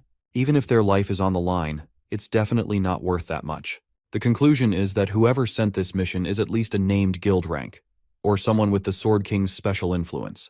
To think that they would give 1 billion yen just to check one status screen is insane. So now the question is, who could have done such a thing? The commenters immediately realize that it must be Takeda. That's the only person who can do something so dirty while also dropping a huge amount of money into it. Because of that, Jihan changes his promise. Instead of revealing his status screen at 200,000 subscribers, he will now reveal his status screen at 1 million subscribers. However, even with that change, his promise of placing first in every mission still stays the same. As he says that, he picks up the warrior's sword and gets a special rope from his inventory. It's a good thing that this happened, because Jihan was worried that he would hit 200,000 subscribers too soon. Thanks to all this, he managed to gain some money as well as some attention. Now with the F-grade rope of restraint, it's time for him to take care of these betrayers that he has unluckily been paired up with. He tied them up in a bunch like livestock, and drags them through the dungeon behind him so he doesn't have to worry about them. Eventually, without any more distractions, they are able to make it to the 6th level, just before the Emperor's room. And it looks like this place is filled with a lot more tomb guards than anywhere else he has been. Jihan stares up into the darkness as hundreds of eyes stare back at him and warn him not to go any further. Before they made it here, Jihan continued to drag them through the floor, and to make sure that they didn't make too much noise, he also used force to close their mouths. As Jihan tied them up, one of the players even says that Jihan will make an energy out of their guild if he continues treating them like that. But the truth is that the Black Eagle Guild will most likely not want anything to do with trolls like them. Then lastly, to make sure that they don't struggle, Jihan used his finger to poke at their pressure points, causing the strength to leave their body. That's something that only an advanced level martial artist, which is an advanced warrior class, can do. At this rate, they will be dragged around meaninglessly, and there's nothing they can do to stop it. The warrior remembers that Jihan is very sensitive about his niece, but before he can even say anything, his mouth is shut tight with force, stopping him from doing something stupid. As he drags them through the ground to make sure that they don't die, he passively heals them so that they don't die from the rough treatment. Finally, they make it to the 6th floor where they are confronted by multiple monsters hiding in the shadows. They are all the same clay soldiers that he fought before, and there are a lot of them this time. Jihan is prepared for their attack and parries a sword aimed at his teammates. Then, to make sure that he's not distracted, he grabs his bunched up crew and tosses them to the center of the room. Now that he doesn't have any distractions, he sets off clearing out the clay soldiers approaching them. Except, unlike before, after slicing them down, the soldiers revive, and thousands more come out from the shadows. The fact that their eyes are glowing means that they are in berserker mode. Right then, a linked quest appears out of nowhere and urges Jihan to kill all the guards. It's been a while since he got a linked quest, and the last time was during the defense map. To make sure that his teammates aren't attacked while his back is turned, he places a shield over them to protect them. Then, to test how good it is, he smacks his sword against it, confirming that it's sturdy enough to survive anything the clay soldiers throw at it. He also reinforces it with a force field made from his force power, creating a double layer of protection. Now that he doesn't have to actively protect them, he can focus on going all out to take down these soldiers. He starts by using his absolute territory ability, stopping all the soldiers before they can get too close to him. No matter how many times he uses this ability, he can't get over just how overpowered it is. All the movements of anyone who comes within the territory is absolutely slowed down. Then with just his hands, he can overpower everything. It's a shame that Baron had such an amazing skill but only used it to reinforce his mana. Now that he has the clay soldiers under his territory, it's time for him to get this over with. With one massive attack, he sends all the soldiers flying and immediately clears the quest with no issues. With the 6th floor taken care of, they finally proceed to the Emperor's room. There, they meet the Conqueror, who is the reason that all party members must be alive for the quest to be completed. He welcomes them and calls them plunderers who want to steal gold. The clear condition of the final stage is simple. All 4 party members need to give a respectful bow to the Conqueror and stand in specific areas. He throws the 3 stooges on the ground and uses force to untie their ropes, then forces them to walk towards the spots that have been designated so they can bow. Thanks to his high level in his force stat, even though the distance between the areas where each player must bow is significantly high, Jihan is confident that he can do it. He successfully makes the players stand in the appropriate places, then he's able to make them bow to the ground. Once he is sure that they have all bowed appropriately, he joins them on the ground, successfully completing the quest. A gate opens up for them to return to their world, but despite the fact that he has already cleared the quest, Jihan isn't moving. He suddenly got a hidden quest from the system, which requires him to show genuine respect to the Conqueror's statue for a reward of 5,000 achievement points, as well as the Conqueror's arrow. The arrow is so big that it's basically a spear, and if he can complete this quest, then he will get that as a reward too. But Jihan can't figure out what the system means by genuine respect. To test the waters, Jihan drags one of the other players towards him, and then tosses him up towards the Emperor as a show of genuine respect. The golden horse that the Emperor is sitting on grabs the player and chews him up, killing him instantly. The Emperor takes a moment to consider what Jihan is doing, then asks our MC if the king of plunderers he's referring to is the Conqueror himself. Jihan confirms that a Conqueror is the epitome of plundering, and he is just trying to show his genuine respect. Then he tells the giant statue that instead of all the gold in the room, what he really wants is the arrow that is resting on the Conqueror's bow. To know the value of that arrow and plunder it is the genuine respect that the system requires him to show, and that is the condition to clear this hidden quest. In an instant, the statue shows a large grin, then bursts out into insane laughter. It looks like it is pleased by Jihan's show of respect, and it praises him for it. As a reward, he will grant Jihan the treasure for having shown true and genuine respect. Jihan knows where this is going, and grabs the sword to prepare for it, as the statue draws the phoenix arrows back and takes aim towards Jihan. The air becomes unbearably hot as the Conqueror draws back the arrow, and the others can barely breathe. They catch on fire from the phoenix flames filling the room, and even Jihan catches on fire as well. Things have gotten dangerous, and as it stands, he's not sure that he will be able to hold out until the end. It doesn't matter if his teammates die, but the problem is that the moment that they are dead, their weapon which he has been graciously borrowing will disappear as well. Jihan needs to resolve this before that happens. The room gets so hot that even the gold starts to melt, and the Conqueror hasn't even shot the arrow yet. One of the other players dies from the overwhelming heat, leaving just Jihan and the warrior. The heat is overwhelming, and Jihan can feel it inside his body. At his current state, Jihan definitely cannot face that arrow head-on, so the only hope he has is to aim for the bow before he shoots the arrow. He uses another skill that used to be part of the nameless divine technique called the ultra-speed stab. Just before the Conqueror has a chance to shoot the arrow, Jihan uses the stab to toss the sword straight at the bow, snapping it in half before the conqueror has a chance to shoot the arrow, causing the phoenix arrow to fall to the ground. At that moment, the statue's grin disappears, and he asks Jihan for his name. Then he stops referring to Jihan as a plunderer, and refers to him as a noble warrior instead. Then he passes the arrow over to Jihan as a reward for showing true respect. Just like he thought, the arrow is so big that it can be used as a spear. Then the statue tells Jihan that he looks forward to the day they can meet in a more honorable battlefield in the future. The BattleNet has countless battlefields, so it's inevitable that they will meet again. But until then, Jihan will gladly use this new weapon to its fullest potential. As he admires the spear, his viewers are more concerned about the ability that he used to break the bow. It was so fast that slow motion isn't even enough to see what happened. That's because the ultra-speed stab isn't just super fast, it's also a technique that precisely aims at one point with a thin sword QE. The fact that he was able to use it means that he's getting better at controlling the nameless divine arts. The first time he drew out this ability, it was unstable and consumed a lot of his strength. But now, the more he uses this skill, the more refined and stable it becomes. At this rate, he will be able to manifest the basic forms of martial arts too. Now that he has completed the hidden quest, he has also been acknowledged by the conqueror and has been exempted from the test on the 7th floor. Since he doesn't have to worry about the test on the 7th floor anymore, there's no reason to let a guy that stabbed him in the back make it to number 1. He walks over to the warrior who is still just barely waking up after the intense heat that engulfed the room. Then Jihan uses his new spear to stab at the man, ending his life in an instant. The game ends, and Jihan returns to the school rooftops, where it seems like everyone was watching his fight in the dungeon. The spear is easily the most impressive thing, and it's crazy that he got something so valuable from a bronze dungeon. He turns to Hyeon and Gyeong, who were also watching the stream, and announces that he got first again, just like he promised. That means that he won the bet, and as his reward, Hyeon has to show him her status window. Hyeon flinches, and Jihan initially thinks that she wants to go back on her word, but she's more anxious about the giant spear that he's holding behind him. It's filled with such overwhelming power that Gyeong is almost forced to instinctively draw her sword. After he puts the spear away, she shows him her status window, just like she promised, but she's still embarrassed about showing it to him.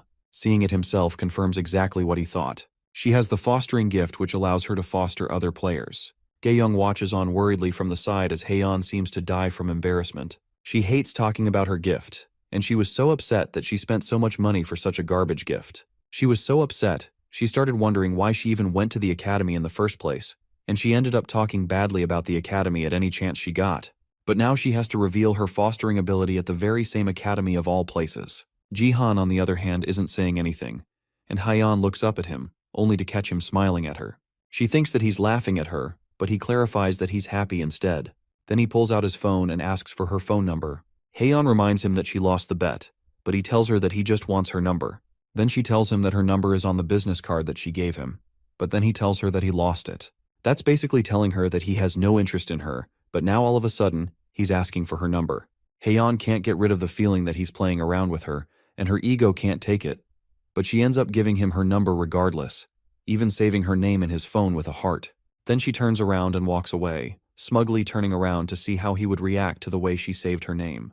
Instead of being taken aback or shocked, Jihan just lightly laughs and then tells her that he will call. That's the last straw for her ego, and she wants to yell at him, but just barely holds herself back. Elsewhere in the school, Jihan watches her uncle's first dungeon run with her classmates, and they are all impressed by just how strong he is.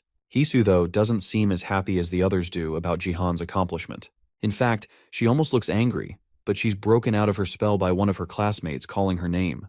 The girl asks Hisu if she also notices how different Jihan looks compared to just a month ago. The last time Hisu went to Sea's house, Jihan looked like some unemployed alcoholic bum, and now he has turned into this amazing person who even has one of her other classmates swooning in glee. Sia can't help shed tears of joy at the fact that her uncle has become someone so respectable. Hisu then reminds Seiya that her 18th birthday is coming up, which also means that the day she officially becomes a player is coming up. Everyone awakens as a player when they turn 18, allowing them to see their status windows. The other students also remember that fact, and the fact that she must be nervous about it. BattleNet Academy students eagerly await the day that they can become players, after spending so much time with various classes and undergoing so much training. The gift room is the biggest reason for the academy existing, and all the students are also the most interested in the gifts. The other students start to wonder if Seiya will receive a gift as well, and some already think that it will be at least an S-rank gift. After all, her dad has an SSS rank gift. Her mum was an SS rank and a saintess, and there are rumors that her uncle is at least an S rank. With all those talents in her family, there's no way she won't be just as powerful as they are. Although there has already been research done that proves that genetics has nothing to do with gifts. Still, despite that, she still hopes that she will get something good. Her birthday is just a little over a week away, so she has been really anxious about it, but Hisu tries to be there to comfort her. She tells Seiya to look forward to a gift that she will get on her birthday. Meanwhile, in the NEO Self-Defense Force training hall in Japan, countless unconscious people lay behind the Sword King as proof of his training session. The onlookers can only wonder if the Sword King has always been this powerful. However, it's been made clear through this training session that the Sword King has gotten even stronger, and all his abilities are now higher than before. Now that things have gotten to this level, everyone in the NEO Self-Defense Force is eagerly looking forward to the day when Ito Ryuhei will debut in the fight between Korea and Japan. In the Divergent Guild headquarters, Heian is having a very heated conversation with someone over the phone. She's talking to her father, who wants her to try and pursue a relationship with someone she doesn't like at all. They continue to argue, and her father continues to try and encourage her to get married as soon as possible. And eventually, she gets so upset that she ends the call abruptly on him. Gyeong comes into the room to check what's going on, and Heian doesn't even hide the fact that she's upset. She left her home and her life behind because her father kept on trying to force her to marry people that were way too old or unlikable. This time, he forced her to go on a date with an overweight, balding old man from the NEO Self-Defense Force. It was a really bad and uncomfortable situation, and this has been her life for as long as she has been in marriage. Despite the fact that she's rich, it doesn't stop her father from wanting her to marry someone wealthy. Gyeong suggests that Heian go and rest at home, but she declines since she's more comfortable in the Divergent Guild headquarters. Then Heian takes a moment to apologize to her bodyguard, seemingly out of nowhere. She knows that Gyeong doesn't have much time to herself because she is working as a bodyguard, and with her S-rank gift, her talents would have been much more useful elsewhere. Gyeong doesn't mind though, and she assures Heian that being a bodyguard is her duty, and something that she has chosen to do. For now, she'll just hold on until Heian inherits the company, although the Divergent Guild recruiter doesn't want to do so. Instead, she wants to be independent, so she can earn her own money and live the kind of life she wants without her parents nagging her to get married. That would have been a noble cause if not for the fact that Heian's main way of earning her own money is through gambling. It may be legal, but Heian keeps losing on every gamble, which makes it very unlikely that she will make her own money this way. But this time, she is sure that she will be able to win something big this time. That is because of the Korea versus Japan matchup coming soon. It's a rather sad situation, but all the Koreans are betting on Japan winning. People don't want to say it directly, but everyone knows that Japan is going to win. Her phone vibrates in her hand with a message from Jihan, and the contents of the message cause her eyes to go wide with shock. The next day, Jihan is making good on his promise to treat Diego to some good food as thanks for the help during the defense mission. The two of them go to a fancy restaurant where Diego gets his first taste of Korean beef, and even he can tell that it's very expensive. Jihan doesn't mind though and tells him to ask for anything else he might want. He asks for a drink and Jihan orders him some soju. In a split second, Diego perfectly mixes it even better than Diego would have been able to. Then he takes a bite of the meat, and it's so good that Diego can barely speak. Now that the two of them have gotten acquainted, Jihan tells Diego to speak more casually and comfortably. The two of them chat and drink, and as the day goes on, Diego confesses that he's a bit resentful about the way his life has gone. If it weren't for the BattleNet, then he wouldn't be living this kind of life. He was a soccer star and one of the best in the world, but in the blink of an eye, he fell to rock bottom. Because of that, he couldn't get any more to support himself, and his wife and children left him. Jihan understands what Diego is talking about. He was once a world star, and he was someone who could have everything he ever wanted. But with the birth of the BattleNet, people began losing interest in sports, and just like that, he also lost all his fans. Eventually, FIFA and the professional soccer scene would disappear as people forgot all about soccer. Nothing more needs to be said when a world-class player is forced to live in Korea, teaching kids how to play soccer. Diego stops talking about himself and suggests that they get to the point. Jihan recently advised him to become a mage, and he wants to know why. It's because of the gift that Diego has. It reinforces all equipment that resembles a soccer ball, and it's an SSS rank gift as well. Because of that, Diego carries a soccer ball wherever he goes. But he doesn't know if he has what it takes to be a mage, since his mana stat is really bad. To show his sincerity, Jihan summons an item that he got specifically for Diego. It's an Arachne's orb, and it's a B-rank magical item from the spider tribe. The orb is wrapped in spider's web, making it very elastic, and since spiders have only feet, the orb is considered a ball, therefore making it the perfect equipment for Diego. This item will bring out the real Diego, who was the most powerful mage to ever exist in Jihan's past life. Diego nervously asks how much it is, and Jihan tells him that it's about 50 million won, and the mention of the insane price immediately sobers up Diego. That's more expensive than the down payment on his house. Normally, Diego wouldn't be able to buy something like this even after 10 years of saving. Jihan isn't done yet though, and he has more to offer. He wants to give Diego this orb as a gift, and he even plans to support Diego financially too. The former soccer star can't believe what Jihan is saying, but our MC isn't done. He wants Diego to join the guild that he will create when he reaches silver rank. Naturally, Diego wants to know if Jihan has enough money for that, and our MC is confident that he does, although he's also sure that he's about to make a lot more pretty soon. Then he shows Diego his phone, and whatever is on it is enough to cause the soccer star to think that Jihan has officially lost his mind. It's the predictions of the match that will happen between Japan and Korea, and it predicts that Korea will have 1 win and 3 losses. He sends the same information to Hyeon, but she doesn't believe it. There's no way that Korea will be able to win against the Sword King, but his prediction will be proven soon enough, because the time for the Korea versus Japan round has finally arrived. Diego can't believe that Jihan thinks that Korea will get 1 win. It's almost impossible for him to imagine that happening.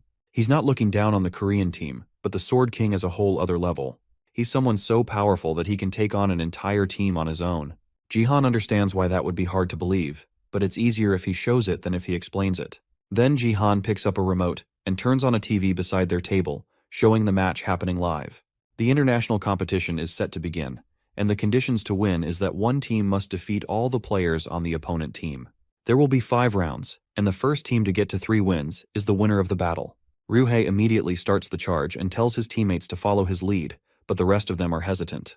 They don't want to follow his lead, and they don't acknowledge him as a teammate.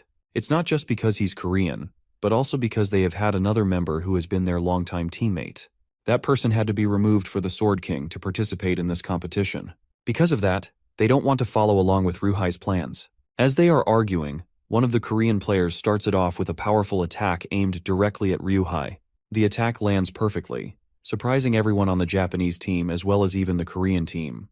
They see this as an opportunity and rush to push the attack before he can recover. Their goal is to take down the Sword King first and then go for the others later. Ryuhei stops them in the paths with a simple swing of his sword, slashing the ground in front of them before they can make it to him. Then, as a show of rebellion, he stabs himself in the chest, taking himself out of the first round of the competition.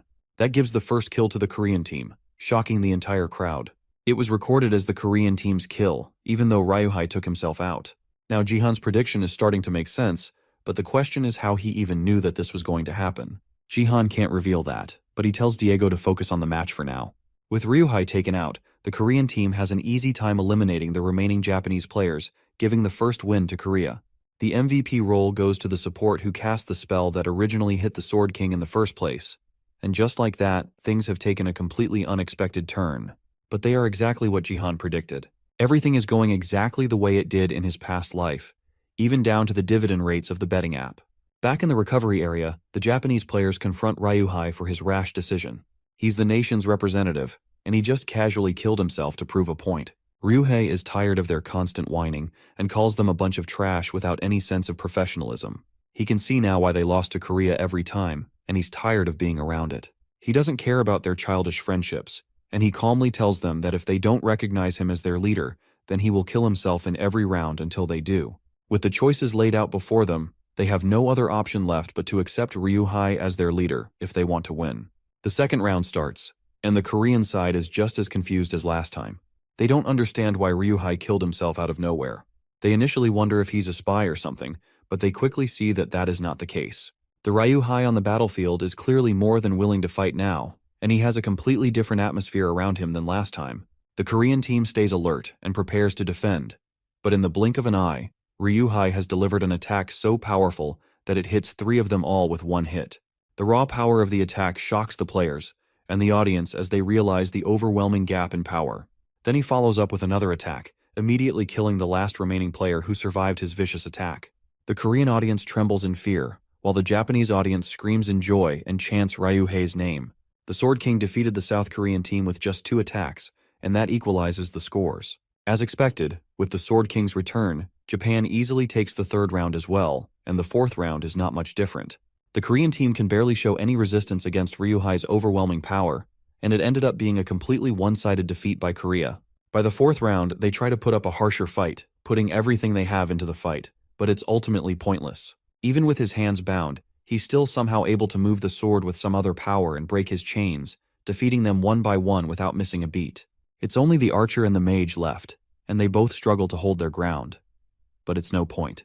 With their attention completely focused on Ryuhei, the other team is able to take down the archer with a cheap shot before he notices. The other members of the Japanese team are still there after all, and they can still put up a fight, however minuscule it might be. With only the mage left, Ryuhei personally goes up to finish her off. He does this with a new ability he seems to have called Sword Flight. The two players make some small talk, and the mage doesn't let her inevitable loss stop her from taunting Ryuhei on his rash decision to leave Korea and show off in Japan. Ryuhei doesn't let her words get to him, and tells her that she would have been able to survive for longer if her fighting skills were at least half as good as her talking skills. Not willing to go down without a fight, the mage activates a spell that boosts her power, but before she can fully activate it, the Sword King decides to try out a new technique on her, bringing down a giant sword of light over her head, which leaves nothing but a huge crater in the middle of the arena. The match is over, and as expected, it's an overwhelming victory for Japan. It's hard to swallow for the Korean team, but they are determined to come back stronger no matter what. Diego is just shocked that Jihan predicted the outcome so precisely. He lies that he saw it in a dream, and now that dream has helped him win a mountain of money. That's perfect for him, but it doesn't ease his worry over the performance that he saw from Ryuhei. The Sword King is much stronger than Jihan remembers, and at this rate, our MC won't be able to defeat him. In fact, the nameless divine arts might not even be enough to go against him. On top of that, he also has an SSS rank gift called the Twin Sword Peak, which makes him even more deadly. All of the stats may be against him, but Jihan doesn't care. He will make sure that no matter how strong the Sword King becomes, he will become even stronger. The two of them will clash eventually, and it'll be a fight for the ages. Someone else is a lot more excited about her payout from the betting than Jihan is, though. Hyeon managed to make 200,000 won from just 5,000. She never imagined that this day would come, and it's all thanks to Jihan. Unfortunately, she ended up in about 20,000 in debt from the total earnings in the game. After she followed Jihan's advice, Haeun was sure that South Korea would love 0-3 and bet more against them. She bet 200,000 on her surety that Korea would face an overwhelming defeat without a single victory, and that's how she ended up with a net loss. Back with Jihan and Diego, the next question is today's main topic, the fact that Jihan wants to make a contract with the football star. Diego doesn't understand why Jihan suddenly wants to make a contract with him out of nowhere because he doesn't see himself as worth that much effort. But Jihan is sure that this contract will be worth it. He tells Diego that the same foresight he used to predict the outcome of the Korea-Japan match is the same thing he is using to tell that Diego will be a very valuable asset in the future. Jihan is very confident in that decision, and that's why he wants to bring Diego to his side no matter the cost. Diego is set to become the world's strongest mage, and this contract is nothing more than an investment from Jihan. Diego hasn't had someone chase after him this much since his days as a football star. He missed being a vital aspect of someone's team. After BattleNet was created, he thought that he would never experience this feeling again. Now Jihan has come out of nowhere to show him a new ray of hope. There's no reason for him to refuse such a generous offer. Diego happily gets up from his chair and stretches his hand across the table to shake with Jihan.